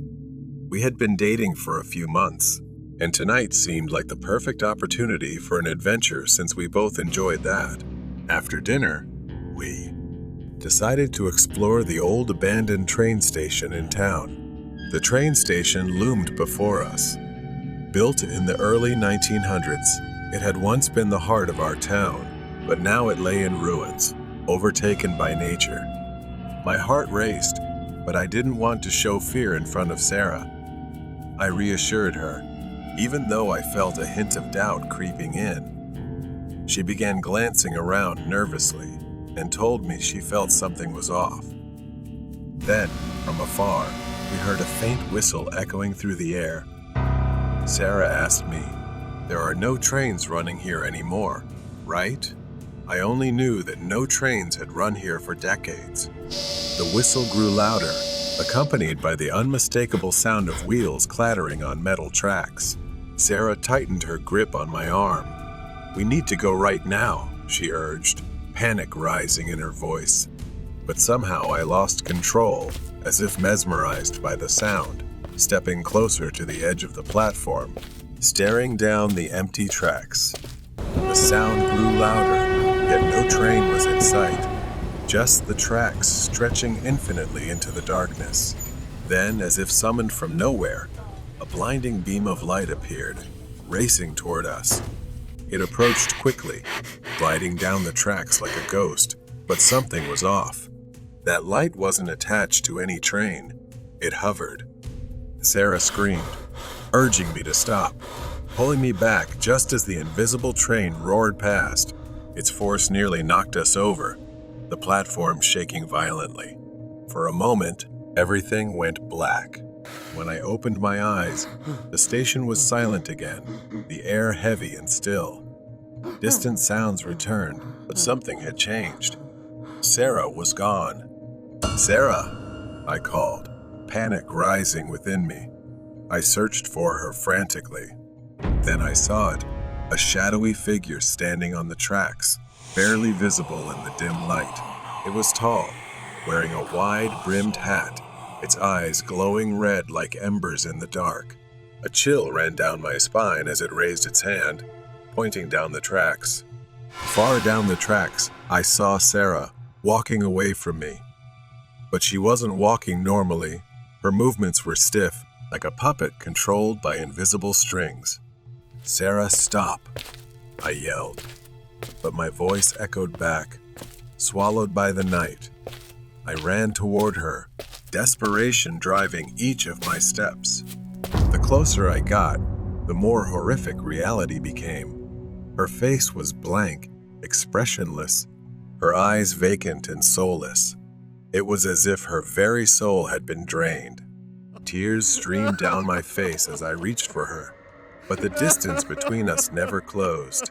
The shadowy figure at the station let out a raspy laugh, echoing through the trees, sending waves of fear crashing over me. I turned to face the figure, but it had vanished. In its place stood an old, rusted, decaying train, its windows shattered. Shadowy figures filled the cars, their hollow eyes staring at me. The door creaked open, like an invitation into the darkness. My heart raced with fear and curiosity. A whisper brushed my ear. "Join us. We've always been here waiting for you." I shook my head, backing away, but the pull of the train was too strong. My legs moved on their own, drawing me toward the door.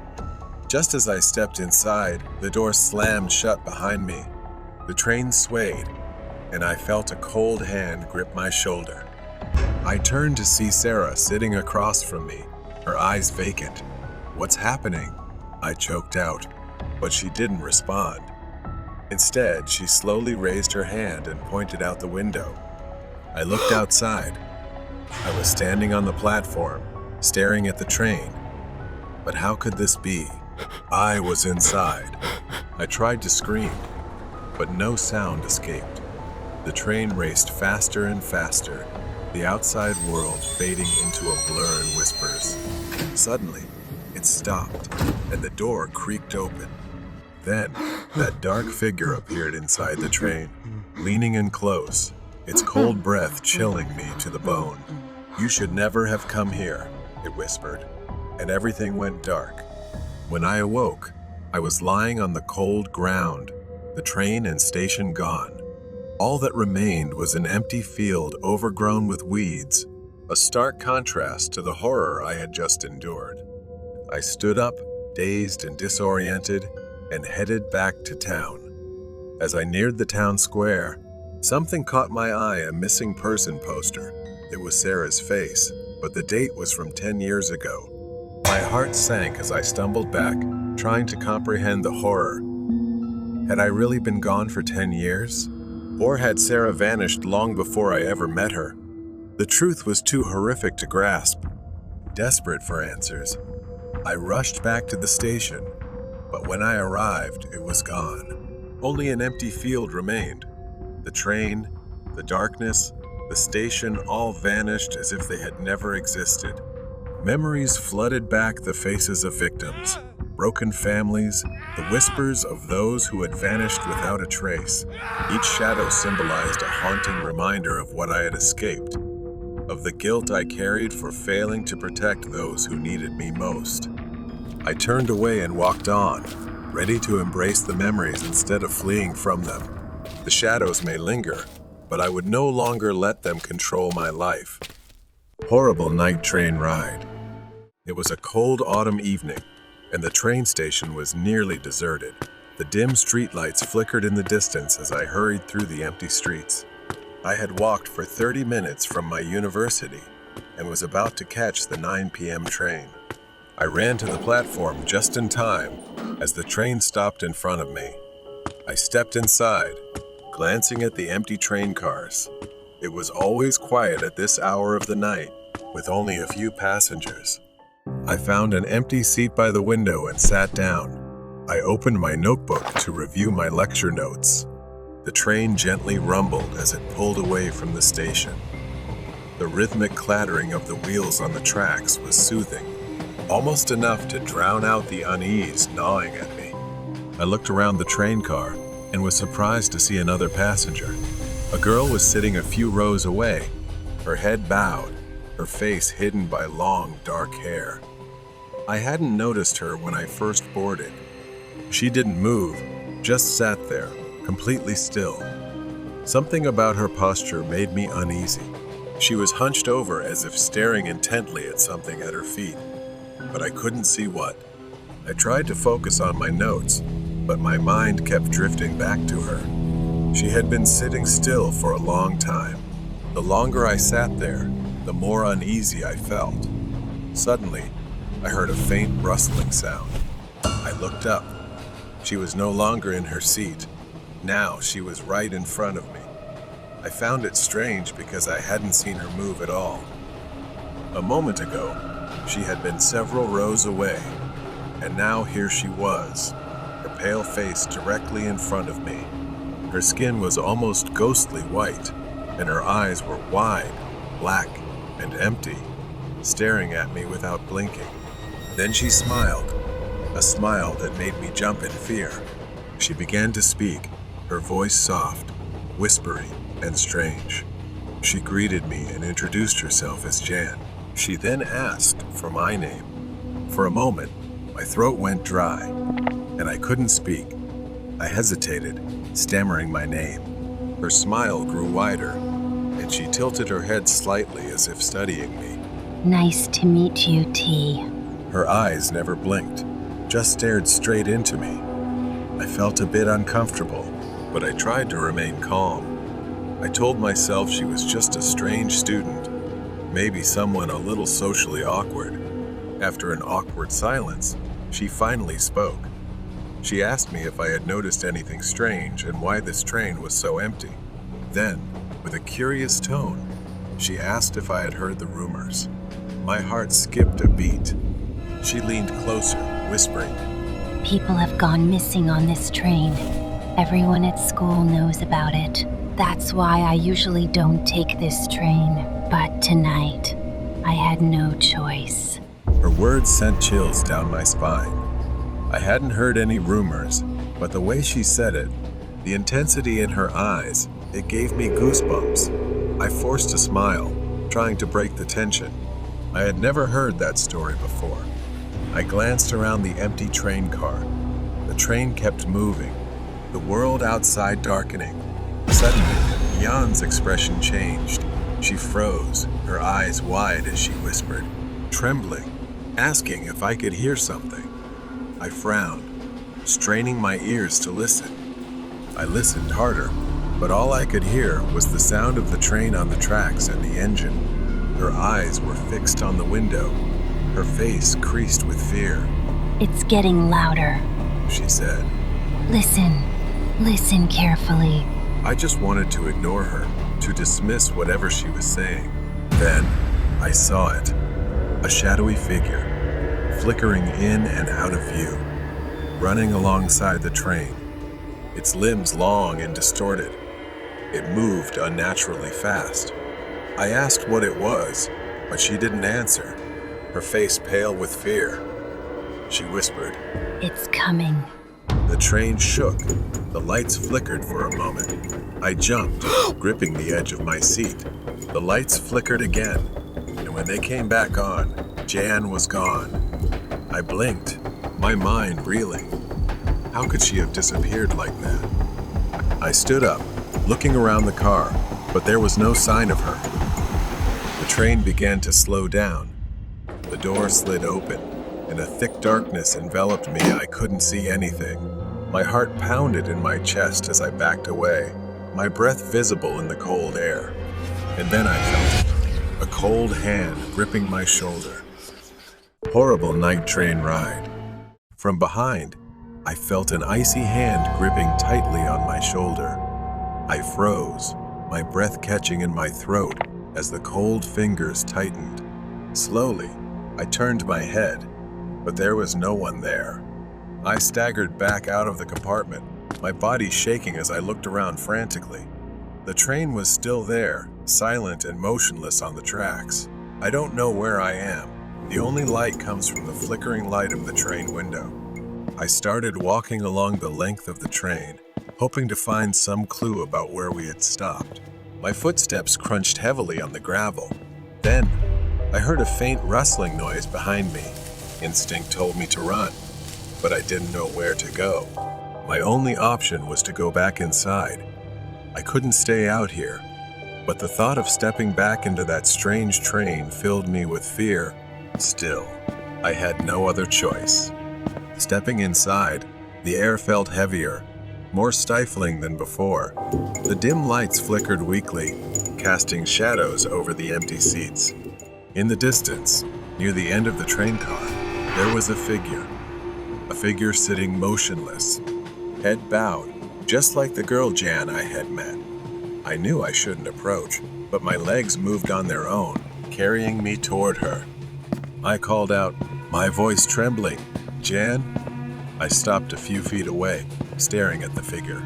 Her hair hung limply over her face, wet and dripping, as if she had just emerged from a pool of water.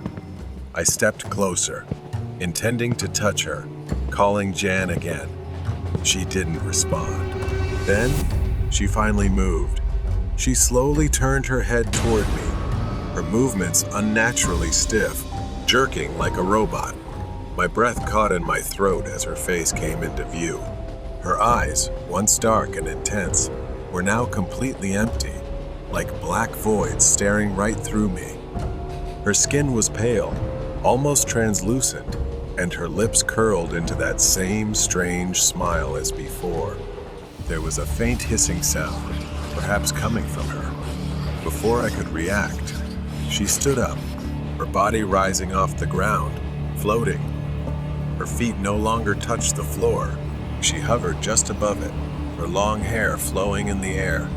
I was frozen in place, horrified as Jan's form began to change, her body stretching and distorting. It was something I had never seen in real life.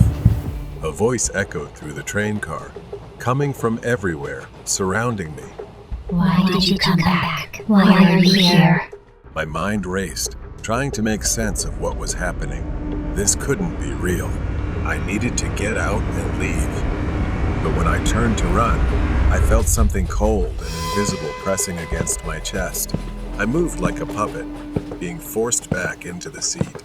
The lights flickered violently, casting wild, shaking shadows as if the train had come alive. Suddenly, the whispering stopped.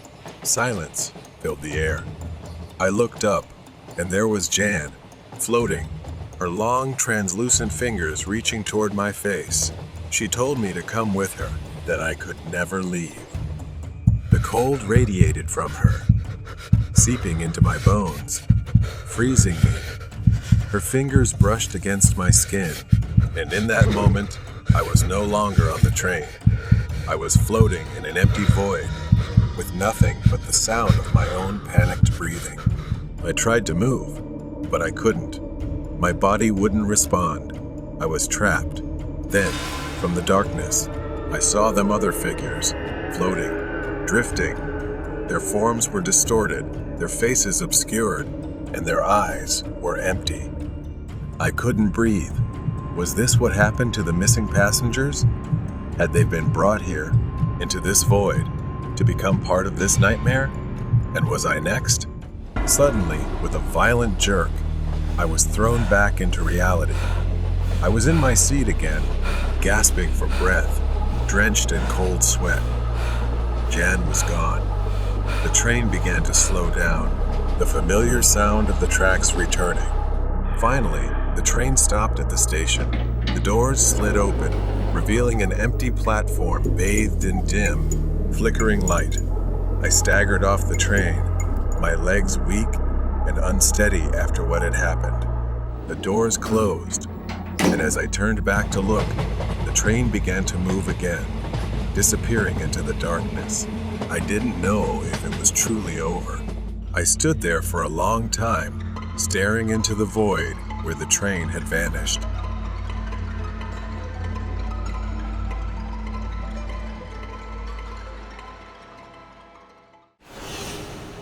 The Graveyard Shift. 15 years. That's how long I've been working the night shift at this cemetery, a place filled only with darkness and heavy silence. My shift starts at 11 p.m. and ends at 7 a.m., during a time when the rest of the world is asleep. Over the years, I've seen a lot, mainly teenagers causing trouble, or the occasional group of drunk people, but tonight was different. The night started like any other. I arrived early, had a brief chat with a daytime worker before he left. Then, it was on to the usual routine, a quick check. My only job was to drive the golf cart around occasionally, making sure everything was in order. Nothing happened, and tonight, nothing seemed to be happening either. I drove around several times before heading back to the security room for a break, which was right inside the cemetery grounds. Around 2 a.m., I decided to take another lap. As I reached the end of the yard, the headlights of the golf cart swept across the fence, hidden in the darkness. That's when I saw him, a figure standing by the fence. At first, it was just a shadow. I drove closer. Now, I could see it was a man standing outside the fence. His features were barely visible, obscured by the shadows. He was standing still, looking towards me. I didn't want to confront him, not yet, so I decided to circle the parking lot, hoping he'd be gone when I returned. But when I came back, he was gone. A deep sense of unease began to settle in. I got out of the cart, slowly, scanning the area again to make sure he hadn't snuck in. But everything seemed normal. Nothing was out of place. So I continued my patrol, passing through the entire yard, which took about 15 minutes. Sometimes I would slow down just to make the time go by faster. 15 minutes later, I got back in the cart and returned to the same spot. He was there again, but this time, he was inside the cemetery, standing on the gravel path. My heart raced as I drove closer, the gravel crunching under the tires. He didn't move, didn't react, just stood there, unnervingly still. I got out of the golf cart and started walking toward him. He looked like a man in his 40s, his clothes dirty and old. I stopped a few meters away from him and told him he wasn't allowed in here and that he should leave soon. I spoke, but he didn't respond or even turn his head to look at me. I reached out, intending to gently tap his shoulder, but the moment my hand touched him, he spun around to face me. His eyes filled with anger, and for a moment, I thought he might attack me. But instead, he turned and started walking, heading straight for the fence. I stood frozen, watching as he effortlessly walked through the fence and vanished into the darkness on the other side. Trembling, I got back in the golf cart and drove straight to the security office. I needed to calm down, to think. Once inside, I locked the door and tried to steady myself, trying to stay calm. Minutes passed, though it felt like hours, and then there was a loud knock at the door. I jumped, my heart racing. Another knock followed, this time more forceful. Panic set in. I had nowhere to go. My mind raced as I grabbed the landline and dialed 911. I explained what was happening, my eyes fixed on the door. The knocking continued, relentless, until it suddenly stopped. The next day, I sat with my manager as we reviewed the CCTV footage. The grainy black and white video played on a small screen, showing the man I had seen the night before. What I saw was horrifying. Just minutes after I entered, the The man I had seen in the yard walked to the door. He stood there, motionless, for almost 15 minutes before he began pounding on the door. In his hand, he held something, but the footage wasn't clear enough to tell what it was. It looked like a metal rod or pipe. He was never identified, and I haven't seen him again since that night, but the memory of that night still lingers with me. Every time I drive past the cemetery, I find myself glancing over my shoulder, hoping he never appears again. Stranger on the way home.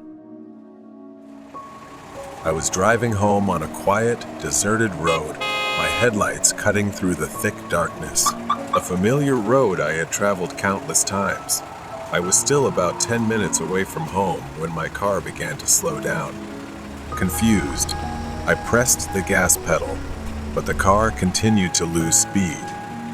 Panic set in as I realized the problem I had run out of gas. I suddenly remembered the low fuel warning light had come on, but I had forgotten about it, and in my rush, I had completely missed stopping to refuel. My car stalled, leaving me stranded in the middle of nowhere. I stepped out of the car, the chilly night air biting at my skin. Glancing at my phone, I saw the worst: no signal. I wasn't surprised. This road had no reception. I stood there for a moment, weighing my options. It was nearly midnight, and there was no point in calling anyone. My friends were likely already asleep. I knew the area well enough to remember a gas station about a mile away. It would take 20 minutes to walk, maybe less, and the weather was fairly mild. So I decided I would make the quick trip. I grabbed an empty gas can I kept in the back of my car for my lawnmower. At least luck was on my side in some small way. There were no streetlights, only dense forests on either side. The road was eerily quiet. Only one or two cars passed by, their headlights briefly illuminating the empty road before vanishing into the night. As I walked, my footsteps crunched on the gravel by the roadside. Every sound seemed amplified by the stillness. I felt a bit uneasy, but I kept walking. Then, I heard it. It was the sound of a car engine behind me. I stopped and turned around. A pickup truck was slowly approaching the spot where my car had broken down. My first thought was that they might stop to help, and for a brief moment, I considered asking for a ride. But then I saw them, two men. They got out of the truck, their faces quickly obscured by black masks pulled over their heads. One of them shined a phone flashlight into the window, while the other knocked on the door. They tried to open it, but of course, the doors were locked. I crouched down and moved closer to the edge of the forest, hiding in the shadows. Maybe they hadn't seen me yet, but they were rummaging through my car. Panic rose in me when one of them turned and looked in my direction. Suddenly, he started walking toward me. I froze. The other man got back in the truck, and I heard the engine roar as it sped forward, heading straight for me. I didn't have time to think. I sprinted into the forest. Behind me, I could hear the man crashing through the undergrowth, chasing me. I couldn't stop. I couldn't let them catch me. In what felt like an eternity, I ran through the edge of the forest, dodging trees and leaping over fallen logs. After a few minutes, I saw a large, isolated house ahead of me. I ran behind the house, pressing myself against the rough, cold brick wall. My chest heaved as I tried to catch my breath, my ears straining to hear any sound of pursuit. I crouched there for a few minutes. Finally, I dared to move, cautiously slipping through the backyard toward the old path. I didn't want to knock on the door because it was too late, and I didn't want to cause them any alarm. I walked on high alert, every sound making me shiver. I looked around the area. No truck, no sign of the men. I continued walking toward the gas station. Another car came, and without thinking, I rushed back into the forest, hiding until the sound of the engine faded away. Finally, the gas station appeared in front of me. I felt relief as I filled up the gas canister. When I finally made it back to my car, I shakily poured the gas into the tank. I drove straight home, too scared to look back. As I sat in the safety of my own home, I couldn't shake the thought of those men, and I realized how lucky I was to have made it home safely. The ghost of a mother in the forest. I was never someone who truly believed in ghosts. I always thought they were just products of imagination, created to explain the unexplainable. But everything changed when I was in that cursed forest. It was supposed to be a normal overnight trip, and quite an easy one. The locals whispered about the forest being haunted, but I didn't pay much attention to that. The road was rough, and the darkness grew thicker as I drove deeper into the forest. My headlights barely cut through the fog, so I had to be more careful. Then suddenly, she appeared. An old woman stood in the middle of the road, hunched over, her eyes fixed on me as I stopped. I honked, but she didn't seem to hear, so I opened the door and shouted for her to move so I could pass. She didn't react at all. Instead, she slowly turned, looked straight at me, and asked, "Have you seen my daughter?" She kept asking, her voice growing more desperate. Then suddenly walked away, sobbing, leaving me confused and shaking. In my mind, I tried to dismiss the encounter with the woman as I continued my journey, but her words kept echoing in my head, gnawing at my sanity. When I finally made it out of the forest at dawn, I stopped at a small grocery store. The shopkeeper was kind, and I chatted with him for a while. But as I looked out the window, I saw her again, standing at the edge of the forest, staring at me. Fear started to creep in, and that's when the shopkeeper told me about her. He said that she had lost her mind after a tragic accident and now wanders the forest, searching for her long-lost daughter. I dismissed the story again, thinking it was just a coincidence. That night, as I drove back through the forest, the rain started pouring down heavily, making the road more dangerous. But I kept going, just wanting to get out of there as quickly as possible. Then, through the rain, I saw another woman. But this time, she wasn't alone, and in her arms was a child who looked frail, almost lifeless. I intended to drive past. I hesitated, but my conscience wouldn't let me. I stopped and asked if they needed a ride. She looked pale, like she'd been out in the rain for too long. She nodded gratefully and climbed into my car with the child in her arms. I handed them a towel to dry off, and then she directed me to a hospital. When we arrived, she quietly thanked me before heading into the building. I sighed with relief, but as I was about to leave, I noticed something in the back of the car. It was the black umbrella she had been carrying.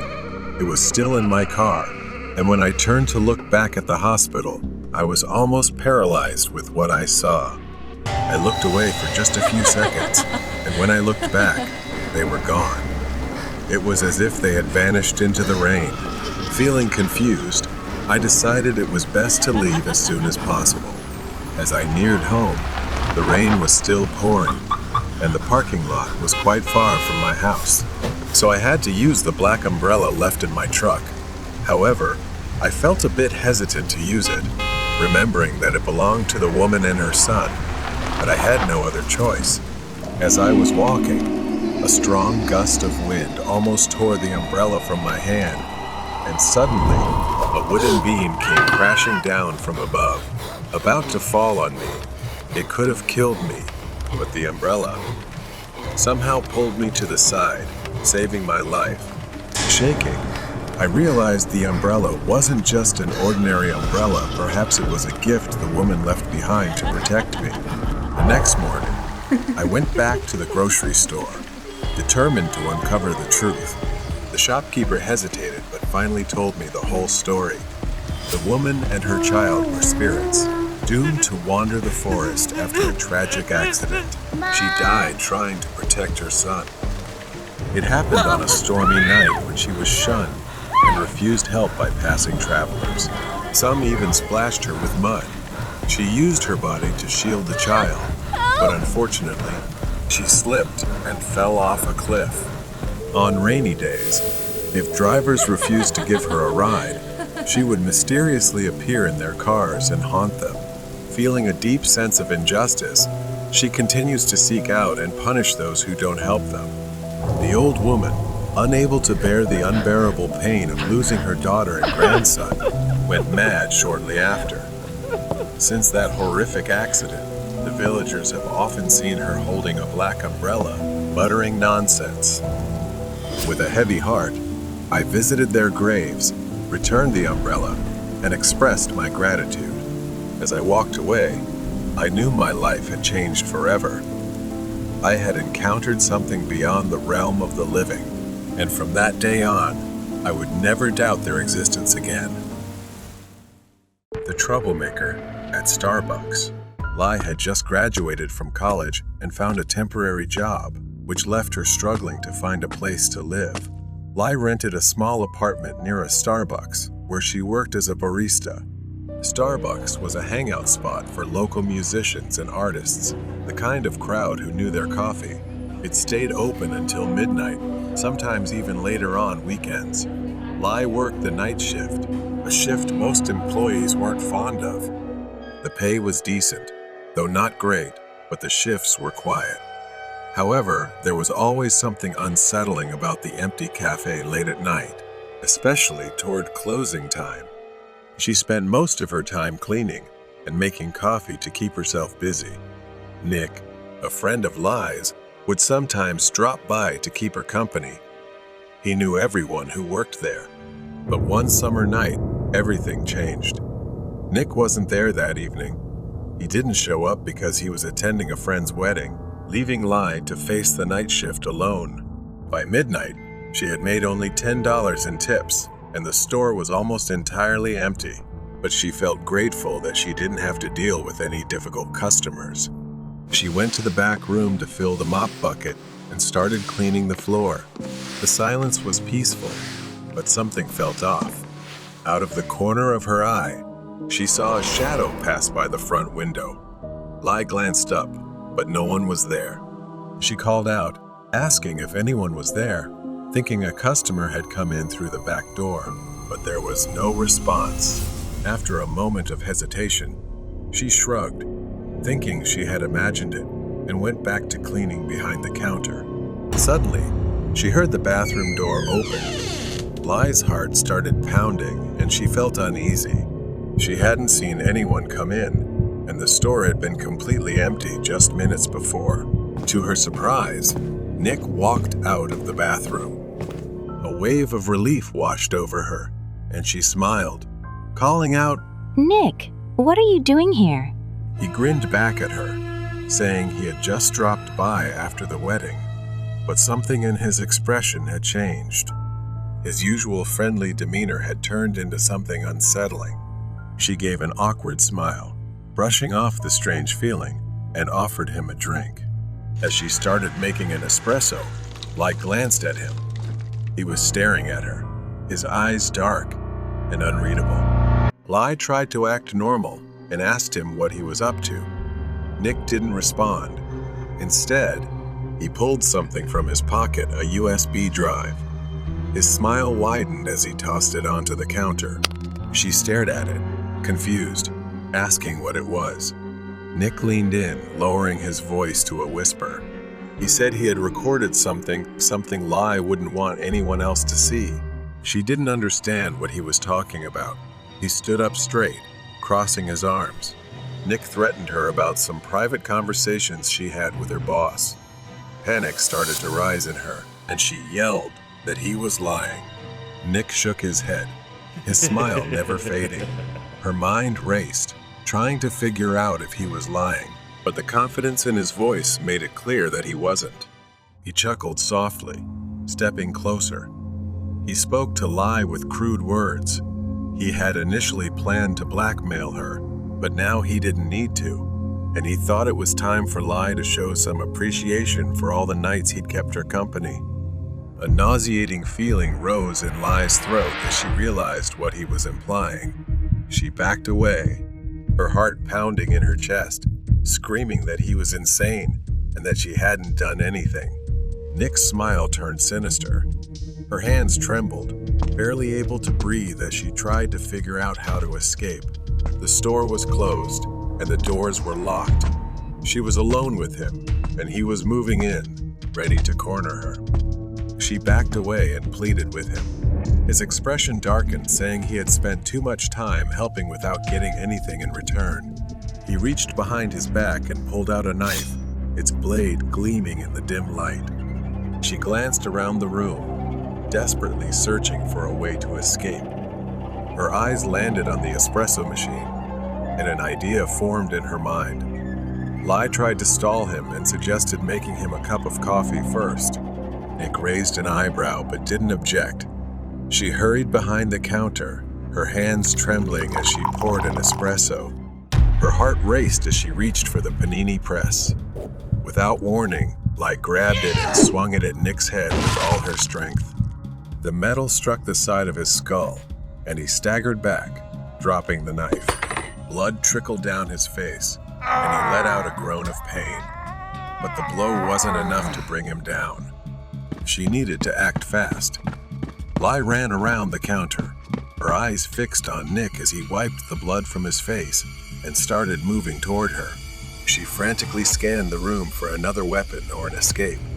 Nick moved slowly, deliberately, as if he knew Lai had nowhere to run. His smile had vanished, replaced by a grim expression. She backed up toward the rear of the cafe, her mind racing to come up with a plan. The mop bucket was still near the back door. If only she could reach it. With trembling hands, she lunged for the mop bucket, grabbed the metal handle and swung it at him. Nick dodged the first blow, but she swung again, striking him in the ribs. He groaned in pain, stumbling backward. She didn't stop. She swung again, this time aiming for his legs. It sent Nick crashing to the ground with a pained yell, clutching his knee. She seized the opportunity and ran for the back door. Lai fumbled with the lock as Nick struggled to get up. She finally managed to open the door and dashed out into the alley behind the store. She kept running, too afraid to look back as she heard Nick's footsteps behind her. He was limping, but he was still chasing her. Lai rounded a corner and spotted a large metal dumpster near the end of the alley. She crouched behind it, holding her breath. Her heart was pounding so fast it felt like it might burst out of her chest. From her hiding spot, she heard Nick stumble into the alley. His breathing was heavy, labored from the pain, and then his bitter voice called out, asking where she was, saying it wasn't over yet. Lai covered her mouth with her hand, trying to stay as silent as possible, not daring to move. Suddenly, she heard a faint sound, the wail of sirens in the distance. Maybe someone had heard the commotion and called the police. Nick began limping back toward the Starbucks, his footsteps growing fainter as he disappeared into the night. Her legs were shaking so much, she could barely stand. She knew she had to leave before he came back. As she stumbled onto the street, she saw the flashing lights of a police car approaching. Lai felt a wave of relief and waved for help. A short time later, Lai was brought to the interrogation room at the police station. The officers came in and told her that Nick had been arrested. He had been hiding in the cafe, trying to erase the security footage. The relief was immense. It was finally over. Nick had been arrested, and the evidence against him was undeniable. He would be charged with multiple crimes, including assault and attempted blackmail. The nightmare was over, and Nick would pay for everything he had done. The stranger's chase at Dunkin' Donut. It was just another regular shift at Dunkin', where I work part-time. The night shift is my usual shift, and tonight was no different. We usually close at 9 p.m., and I've grown used to the quiet that settles over the store as night falls. We had to clean up everything, and my coworker hadn't shown up yet. But that wasn't unusual. I was fine handling the store by myself. The inside of this Dunkin' was larger than most, with a few booths and tables scattered around. I had spent the last few hours in silence. No one had come in, and the last customer had left by 8:30 p.m. With only a few minutes left until closing, I walked around as usual, wiping down tables and making sure everything was tidy. As I passed by, heading back to the counter to clean up, something made my heart race. I hadn't noticed him before, but there was a man crouched down, almost hiding in the corner, completely out of sight from behind the counter.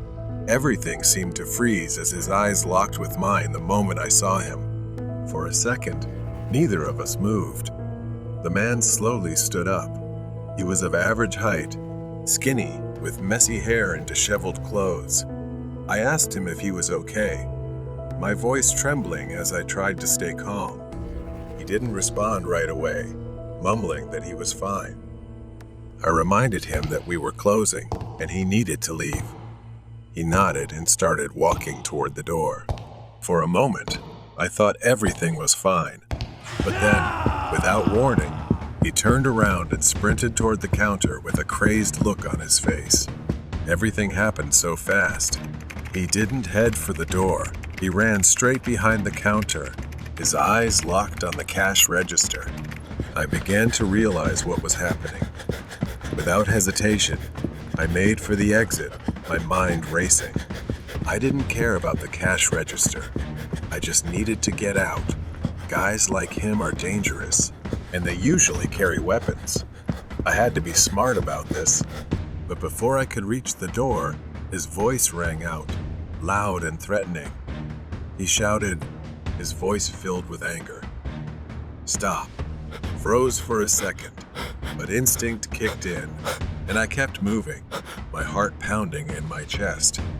I pushed the door open and ran out, without looking back. I thought he would be inside to rob the store, but I was wrong. He chased after me, running through the parking lot, and fear gripped me like never before. I looked around the area, but most of the stores were dark and closed. I spotted a gas station in the distance, its lights flickering like a beacon of hope. I ran faster, my breath quickening, and he was still behind me. The distance between us seemed to shrink. I burst into the gas station, my chest heaving with each breath. It was the closest place still open. As I ran inside, I shouted for someone to call the police. My voice was panicked and full of fear, echoing through the empty space. The clerk behind the counter and a lone customer turned to look at me. Startled, I ran past them, heading straight for the back of the store. A small restroom sign caught my attention. My fingers fumbled with the lock as I rushed inside. The flickering light in the small restroom, combined with the smell of bleach, heightened my tension. I was shaking uncontrollably. Leaning against the door, I took a deep breath, trying to calm myself. I reached into my pocket, my hands trembling as I pulled out my phone and called the police. The dispatcher reassured me that officers were on their way, but the minutes felt like hours as I waited.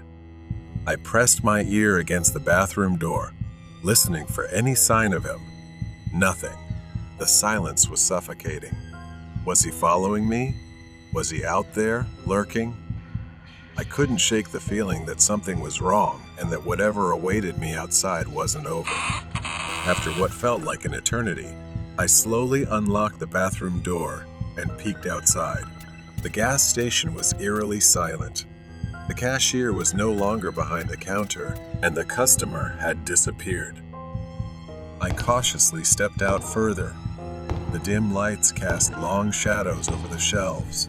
I walked carefully, my own footsteps suddenly too loud. My eyes darted to the door, but there was no sign of the man outside. For a brief moment, a wave of relief washed over me. Then I saw him. Through the glass window, his face appeared pale and terrifying. His wild eyes pressed against the glass like something from a nightmare. His eyes locked onto mine, a twisted smile spreading across his face. He smiled grotesquely, almost stretching from ear to ear.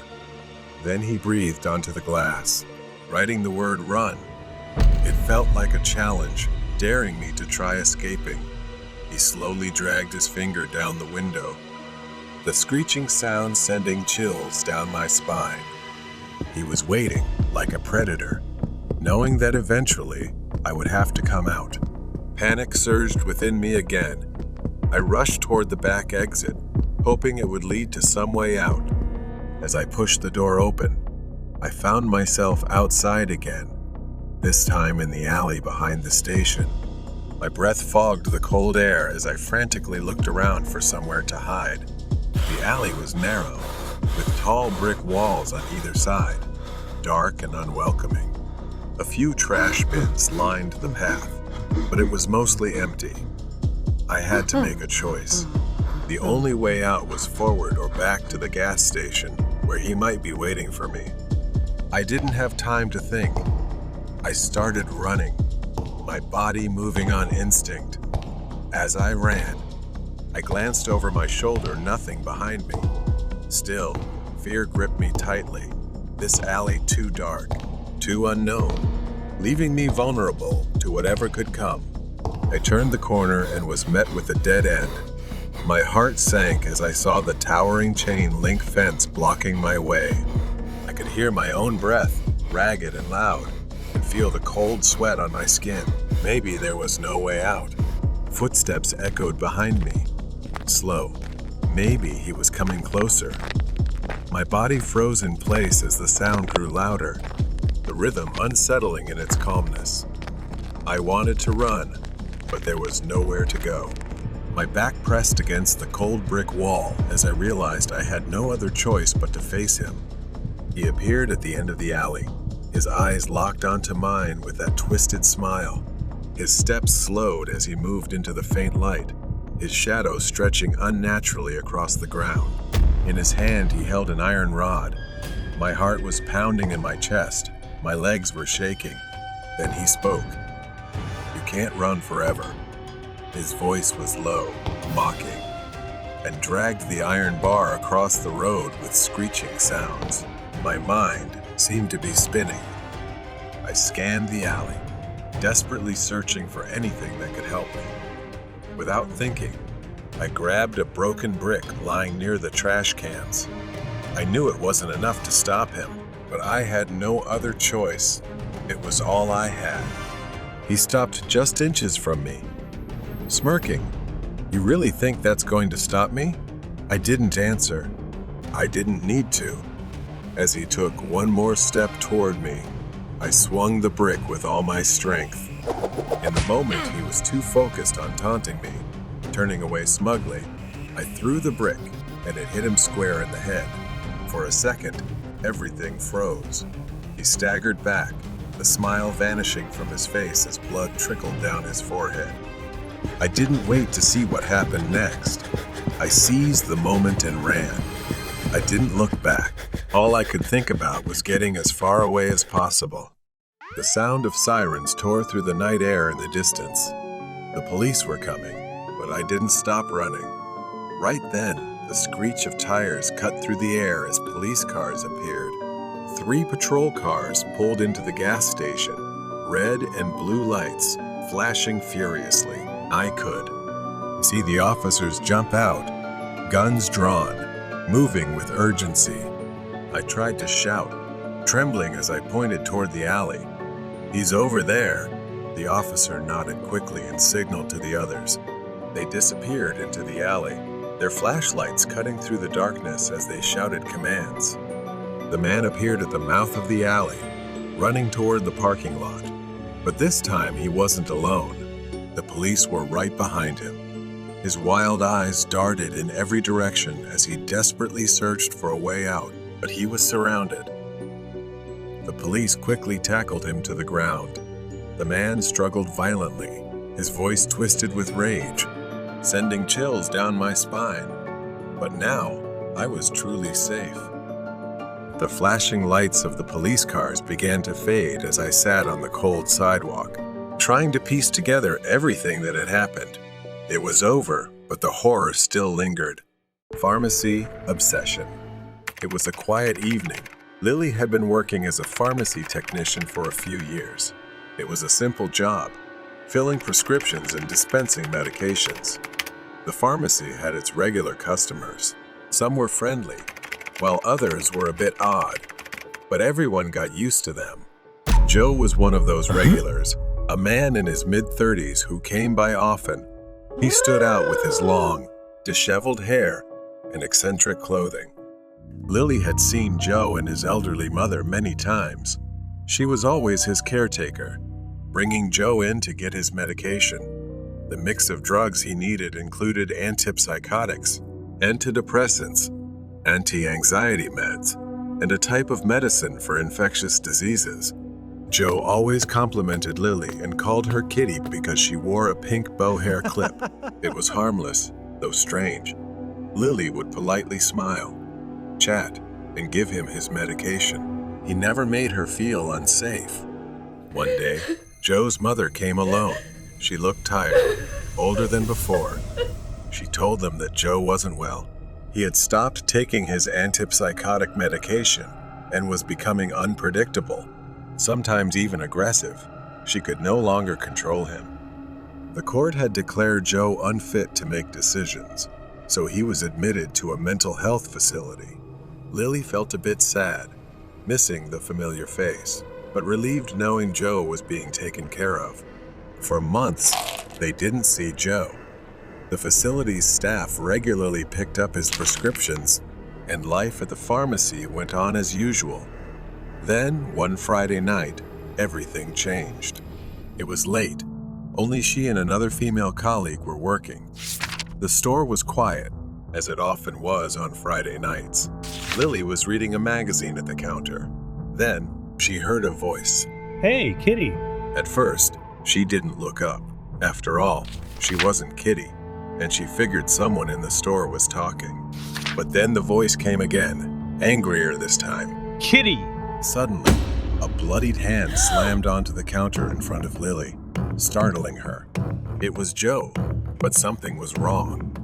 He was bleeding heavily. The counter was smeared with Joe's bloody handprint. His face was pale, his eyes wild, like he had lost his mind. Her heart raced, and she slowly backed away from him. Lily's colleague, Jane, hurried over, concerned, asking what Joe was doing there since his medication had already been picked up on Tuesday. Joe didn't answer. He just kept staring at Lily, his voice soft but filled with dangerous intensity. He said he wanted to see Kitty and that he missed her. He started moving toward the waist-high door that separated the pharmacy counter from the rest of the store. Panic rose in Lily. Jane tried to calm him down, but Joe kept repeating the same demand, saying he wanted to see Kitty and telling Lily to come closer. She shook her head, fear rising inside her. She refused Joe, saying she couldn't come closer, but he didn't stop, beginning to cry and then scream. He started climbing over the counter, his bloody hands gripping the edge, leaving deep red stains on the white surface. Jane realized things were getting out of control and told Lily to hide in the storage room. Lily slammed the door shut and locked it, listening as Joe's voice turned into full-blown screams. He was throwing things all over the store in a frenzy, grabbing whatever he could reach. Blood spattered over bottles and shelves. Jane called the store manager and quickly phoned the police. Through the crack of the door, Lily could see the chaos. A few customers had gathered, staring in shock. One of them moved as if they were about to intervene. Both Lily and Jane shouted together, Don't touch him! Because Joe had an infectious disease, and his blood was everywhere. Anyone who touched him would be at risk of infection. The police arrived quickly, but didn't rush in. They were wearing full protective gear, gloves, masks, and all because of Joe's blood. They cautiously approached him. At first, he resisted, screaming for Lily. But finally, the police managed to sneak behind him and sedate him. Joe collapsed to the floor, unconscious, and his bloody rampage was over. The store had to be closed. A specialized cleaning crew came to disinfect everything.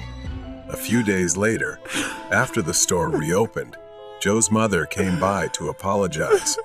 Joe was then transferred to a higher security facility where he would be more closely monitored. The smell of blood and the fear still lingered in Lily's memory. She hadn't seen Joe since that night. She heard that Joe's mother had considered suing the care facility for negligence, but she didn't follow up on what happened next. She just continued her work, but she would never forget him. Intruder on Halloween.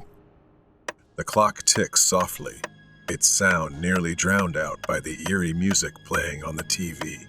Colorful costumes and decorations adorn the walls, remnants of the Halloween festival. Tonight, like every year, I was going trick or treating with my best friend, Casey. Excitement filled the air as we stuffed our bags with candy, the weight of our haul increasing after each house we visited. The streets were filled with laughter and the sound of children running from house to house. As we walked, we noticed a man standing near a lamppost. He wore a mask and held a flickering lantern. His eyes seemed to follow us as we passed by, sending a chill down my spine. I glanced at Casey, and we quickened our pace. We continued our journey, laughing and screaming as we collected treats, but occasionally, I caught a glimpse of the masked man lingering just out of reach. It felt like he was watching us. At one house, while we were busy stuffing our bags, I turned around and saw him standing on the street, intently watching us. I yelled at Casey to get away, that we needed to run fast from there.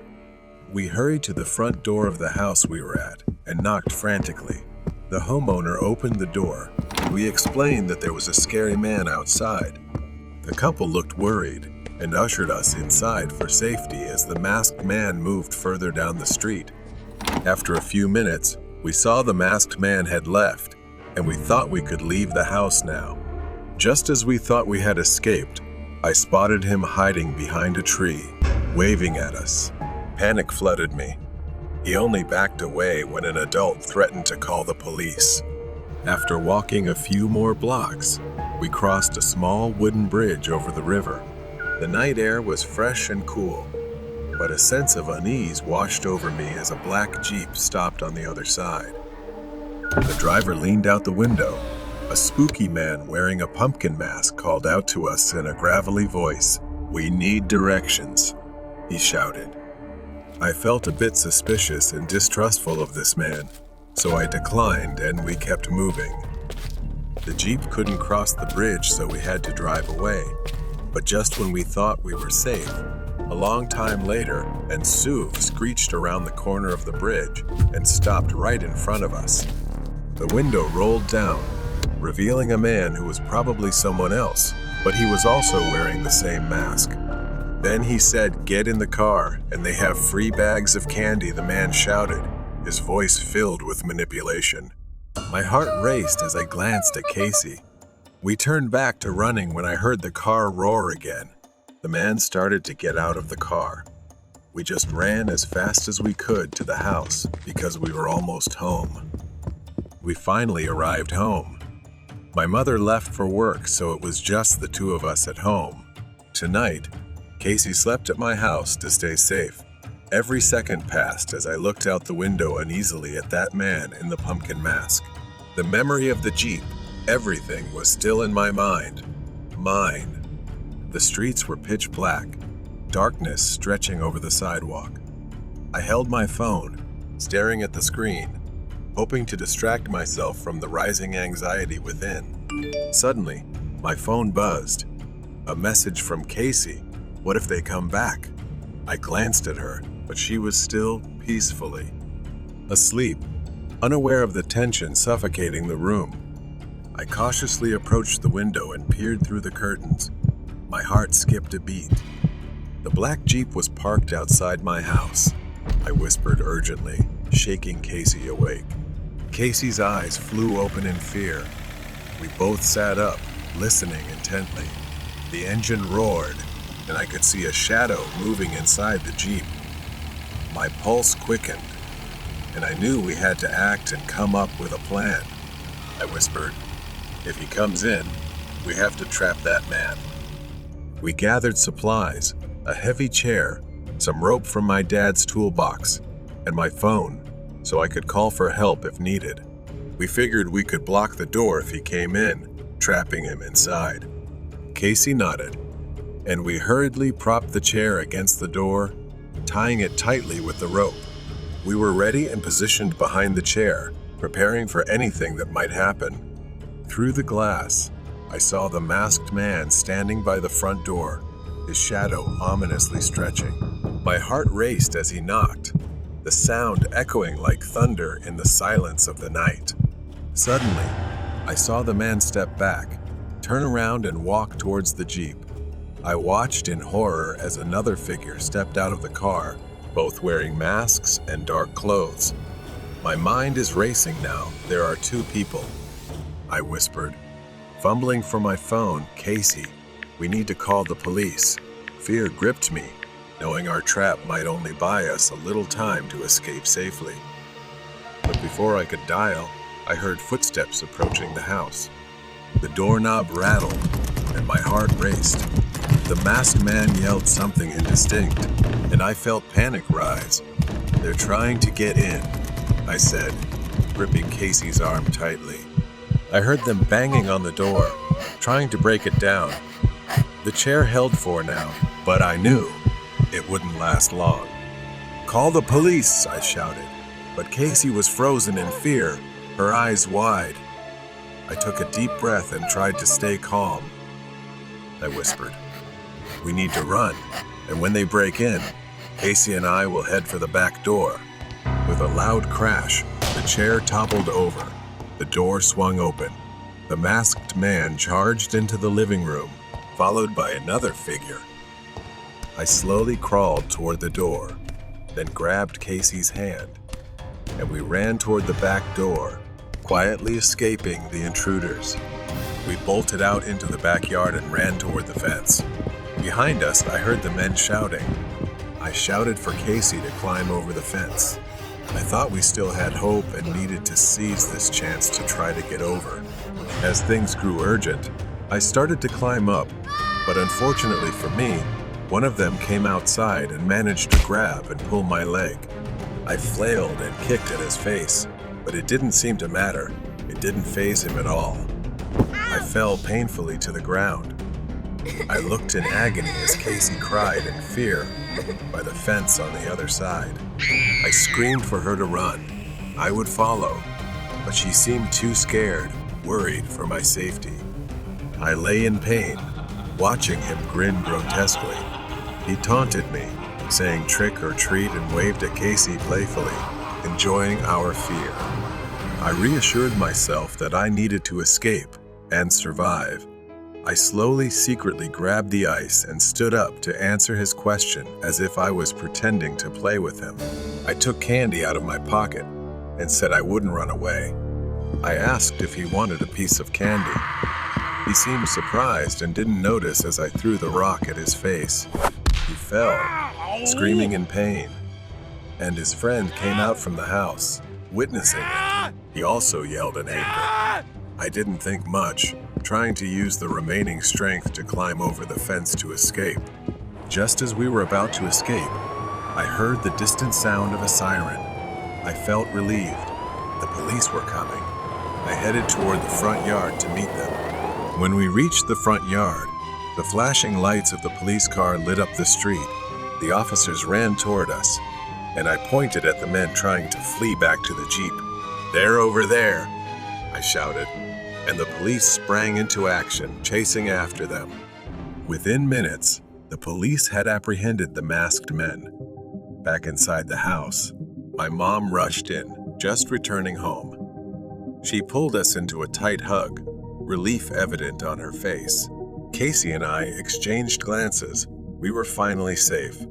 My mom made us a cup of hot cocoa, and as I took a sip, I couldn't help but reflect on how quickly everything had turned from a night of fear to a sense of safety. I said, glancing at Casey, "Maybe Halloween isn't so bad after all." The outcome of the Hitchhiker Man.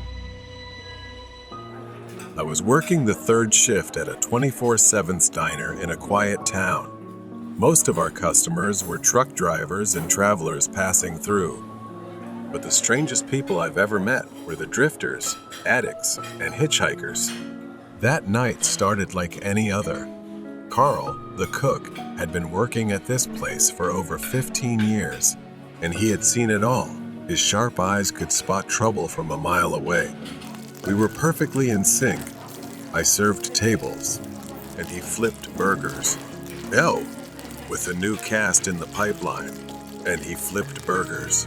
Around 4 a.m., the shift was well underway. The place was completely silent, not a single person in sight. The only sound breaking the silence was the hum of the old refrigerator.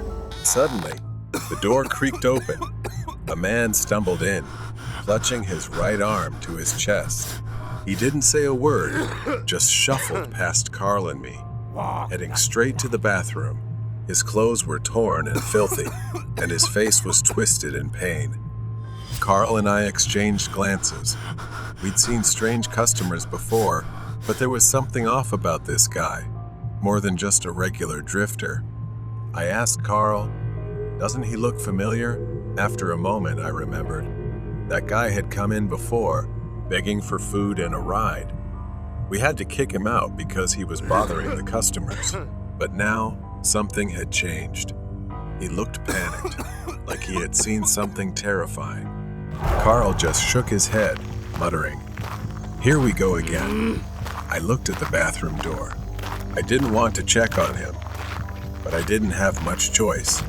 Carl handed me the keys, nodding toward the bathroom. "Go check if he's all right." I knocked on the door, asking if he needed help, but there was no response. I knocked again, harder this time. Still, nothing. I called out, fumbling with the keys. I pushed the door open, saying I was coming in. The bathroom was empty. No trace of the man. No dirt, no blood, nothing. The bathroom was as clean as the night before. I froze at the doorway. "End and year and ye and Andra." I screamed for Carl. He rushed over. I backed away as he pushed past me, staring into the spotless room with wide, disbelieving eyes. We stood behind the counter, both of us trying to make sense of what had just happened. How could he have disappeared? I looked at Carl, but he had the same horrified expression as I did. Then I saw movement near the front window. The man was outside, staring at us. His face was worse than before, bloody, swollen, and his eyes were bleeding. But what froze me in place was how his right hand hung limply at his side, looking like it was about to snap off. His thumb was sticking straight up, unnaturally stiff, as if he was trying to hitch a ride. Before I could grab the phone to call 911, a loud noise echoed from the back of the diner. Carl and I rushed to the back. It was coming from the freezer. Someone was tearing into the food boxes. Carl grabbed a knife from the counter, and we slowly moved in. The man was inside, tearing open a box of frozen meatballs and pressing a pile of meat against his arm, like he was possessed. But his arm, it wasn't right. His hand was dangling, almost detached from his wrist. For a moment, everything went still. We locked eyes on him, witnessing something we couldn't believe. Then, at an unnatural speed, he bolted past us, kicked the kitchen door open, and ran outside. Carl and I stood there, too shocked to react. We had just witnessed the impossible. Carl hurried to the front, locked the diner doors, and turned off the lights, plunging the place into darkness. The only light now came from the neon sign outside, casting a dim red glow on the counter. I stood in the middle of the kitchen, my hands trembling.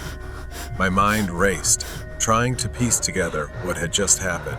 That man, if he was really injured, was moving with an unnatural speed and strength. And those eyes, it was like something else was controlling him. When I looked out the window, the parking lot was empty. There was no sign of the man. Carl stood with me, his face tense, his eyes scanning the darkness outside. I asked Carl what we should do now, and if we should call the police. Carl shook his head and said they wouldn't believe us, and there was no way to explain this.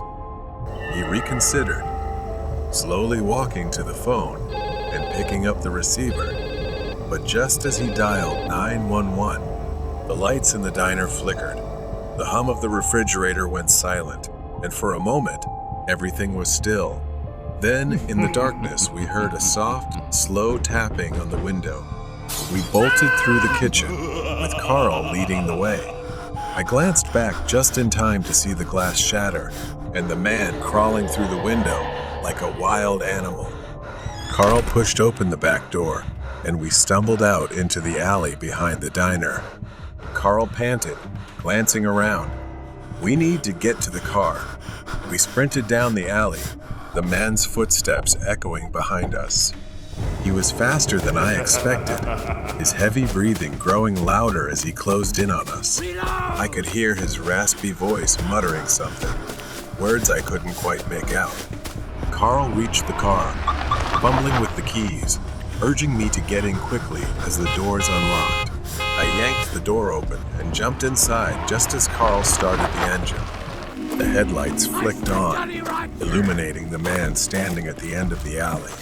Now he was covered in blood, his smile wider as he slowly raised his thumb again, rigid and grotesque, like a hitchhiker's signal. Tires screeched as Carl slammed on the gas, and the truck sped out of the alley and onto the road. I glanced into the rear-view mirror, my heart still racing. The man stood motionless at the edge of the diner, watching us disappear into the night. We didn't speak for the first few miles, both of us too stunned to process what had just happened. We drove in silence for the next hour, trying to put as much distance as possible between us and that place, but I couldn't shake the feeling that it wasn't over. I eventually called the police to report the incident. To my surprise, they told us to head toward a location near the diner. They confirmed that a man matching that description had been reported. A man had been killed in a hit and run accident near the ramp, not far from the diner. As I got closer, I saw it. It was the same man. His body lay by the roadside, his clothes covered in dirt. But the eeriest part was his right hand, still holding that thumb up, just like before. According to the report, the man had survived the initial accident earlier that night and had been able to walk. His desperate search for help led him to our diner before he collapsed on the road. But there was more to the story. It turned out that this man had been involved in a series of violent incidents years earlier, hitchhiking across states and attacking those who picked him up. The police pieced together his history, a fugitive, infamous for attacking victims and vanishing into the night. The accident had broken his body, but it didn't kill him immediately. He had stumbled into the diner, seeking refuge, only to return to the streets, where he was eventually found dead. The police said he had been trying to use his injury to manipulate others. We were lucky to have escaped him. As I stood in the parking lot, staring at the diner, everything started to make sense. The man wasn't a ghost. He was real. Maybe he had finally paid the price in the same way he had hurt others on the road. That was where his twisted journey had come to an end. Trucker's secret mission. Another long and quiet night on the highway. The road stretched endlessly before me, illuminated only by the headlights of my truck. I had been driving this road for years, working undercover as a long-haul truck driver. My real job was much more dangerous, tracking criminals, operating on these desolate roads under the cover of darkness. I am an undercover cop.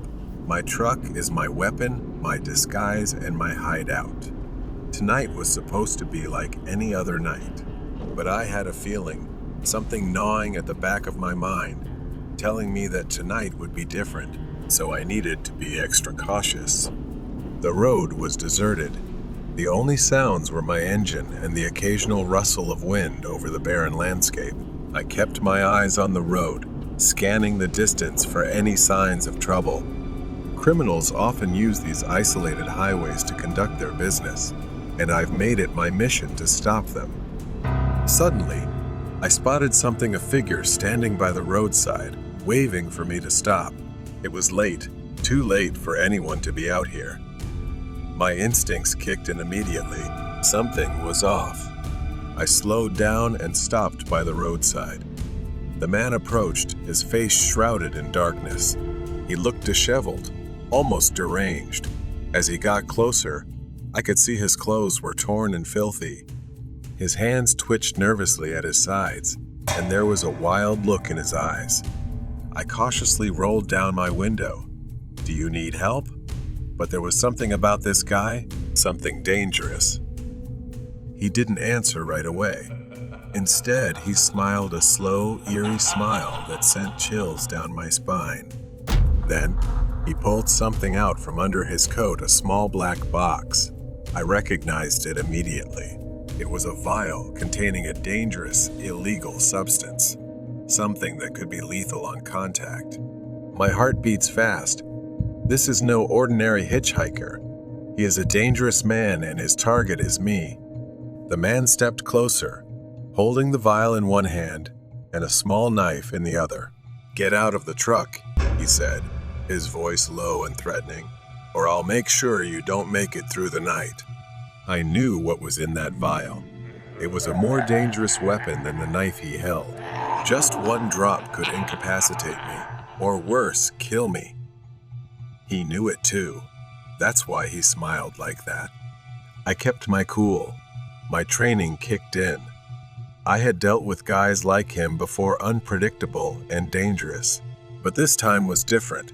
He wasn't just a criminal, he was playing a twisted game, and I was his target tonight. I slowly unlocked the door, my mind racing as I tried to think of my next move.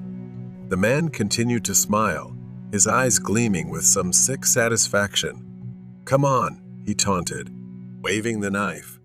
"Get out of the truck, Brian." I froze. How did he know my name? I had never met this guy in my life, yet he knew who I was. He stepped closer, holding up the vial. "You think you're so smart, don't you? Driving around here pretending to be a hero, catching guys like me. I've been watching you for a long time."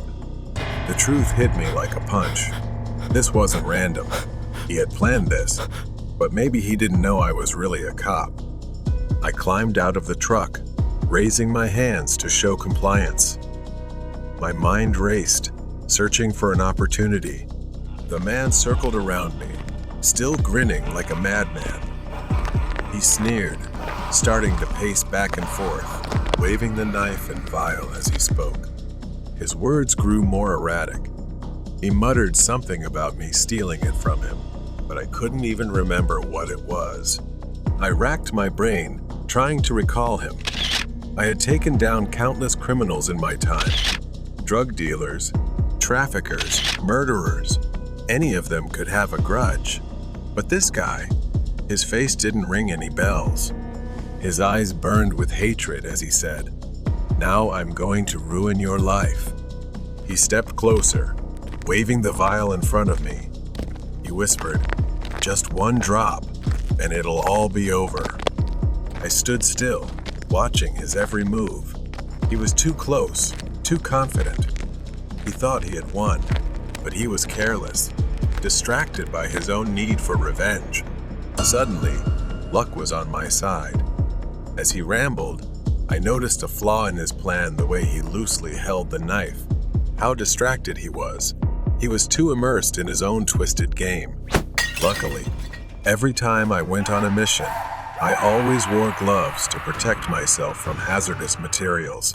Without warning, I lunged forward, knocking the vial from his hand, sending it skidding across the pavement. He was shocked, but not for long. He swung the knife at me, but I was ready because I had been through it and knew how to handle it. I grabbed his wrist and twisted until he dropped the blade. The struggle was quick and brutal. I used every trained skill to subdue him, pinning him to the ground before he could react. He thrashed, cursing and screaming, but it was over. I had him. As I held him down, panting from the exertion, I asked, "Who are you? Why are you doing this?" He just laughed a cold, empty laugh. I stared at him, the pieces falling into place. He was one of the first criminals I had ever apprehended, a drug trafficker. He didn't forget I waited, planned, burned my hatred for years. I squeezed him. His words stabbed deeper than any weapon. He didn't pursue money or drugs or even freedom. He pursues revenge aimlessly and empty. Once he was subdued, I discreetly pressed for backup, making sure no one knew my true identity, while I waited for the other officers to arrive. I couldn't shake the chill down my spine. This man, this forgotten criminal, had built his entire life around destroying me. The lights of the patrol cars approached. This job wasn't just about catching criminals. It was about the shadows that follow you, carrying grudges from the past that never truly go away. My colleagues took him away. For every criminal I took down, there would be another waiting, another with a grudge, another seeing me as the one who ruined their lives. But now I understood more. The real danger wasn't out there on the road. It was in the shadows, waiting for the right moment to strike. The clown in the tree. This happened to me when I was 14. It was the same year everyone was talking about creepy clowns lurking in random places. The stories were everywhere, but I never took them seriously until I had an encounter of my own. I was sitting alone in the living room. My parents had gone to my grandparents' house for the evening, leaving me home by myself. But instead of feeling free, there was a strange unease I couldn't shake. I texted some friends, inviting them over to kill time John and Emma. We played video games for a while, but after a few hours, we got bored. John had an idea. He said, "Let's go into the woods." There was a forest right behind my house that we usually avoided, especially at night. But it was still light out, and with nothing else to do, I agreed. We gathered ourselves and headed out. Part of me regretted it as soon as we left the house. The forest was dense, tall trees casting cool shade, but we weren't scared. We joked around, tossed sticks, and laughed about nothing. We had been there for about 20 or 30 minutes when we heard something strange. Someone was crying. The sound was faint but unmistakable, like sobbing, desperate, coming from deep within the trees. We all stopped, staring at each other. John was the first to break the silence, whispering tensely, "What the hell is that?" None of us knew, and Emma suggested we go check it out. I wanted to say no, but before I could, everyone was already heading towards the sound. My heart started pounding harder with each step. Something felt wrong, like we were walking into a place we shouldn't. As we got closer, we saw a figure slumped on a large branch of an old tree. It was a man, dressed as a clown. His outfit was white with black polka dots, but it was stained and torn. He wore a black wig, but it was messy, and his makeup was smeared by what looked like tears. He just sat there, quietly crying. John, being the idiot he was, yelled, "Hey, you idiot! Why are you crying up there?" A chill ran down my spine, and I instantly turned to John, telling him to shut up. But it was too late. The clown looked down at us, his tear-streaked face twisting into a smile. His lips curled upward, but it was hollow, as if he was trying to express something through invisible pain. And then I saw it. His hand, gripping a large machete, the blade covered in what looked like blood. We were frozen. He just sat there, staring at us, his smile widening grotesquely, yet his eyes were cold, emotionless. He said, "You won't understand, but when I show you, you will." Panic surged through me, and without thinking, I screamed, "Run!"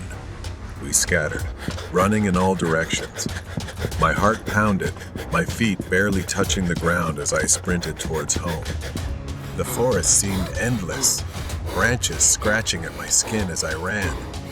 I could hear the others screaming, their voices fading as we were separated. I reached the edge of the woods, sprinting into my backyard. I didn't stop until I was inside, slamming the door behind me. Then, I waited for my friends. Emma made it back, panting and pale with fear. But John wasn't with us. We waited for him, hoping he'd burst through the door, laughing about how scared we were. But then we waited, and no one came. We called the police. They came and searched the forest. We told them everything: the clown, the machete, the crying. They didn't seem surprised. It turned out the man we saw was a local. He had been on the run for days. The police said he was a heavy drug user who had killed his wife and left her body wrapped in a white sheet. The next day, they found John. He was dead, discovered in a deep lake in the forest. The man must have chased him while the rest of us ran.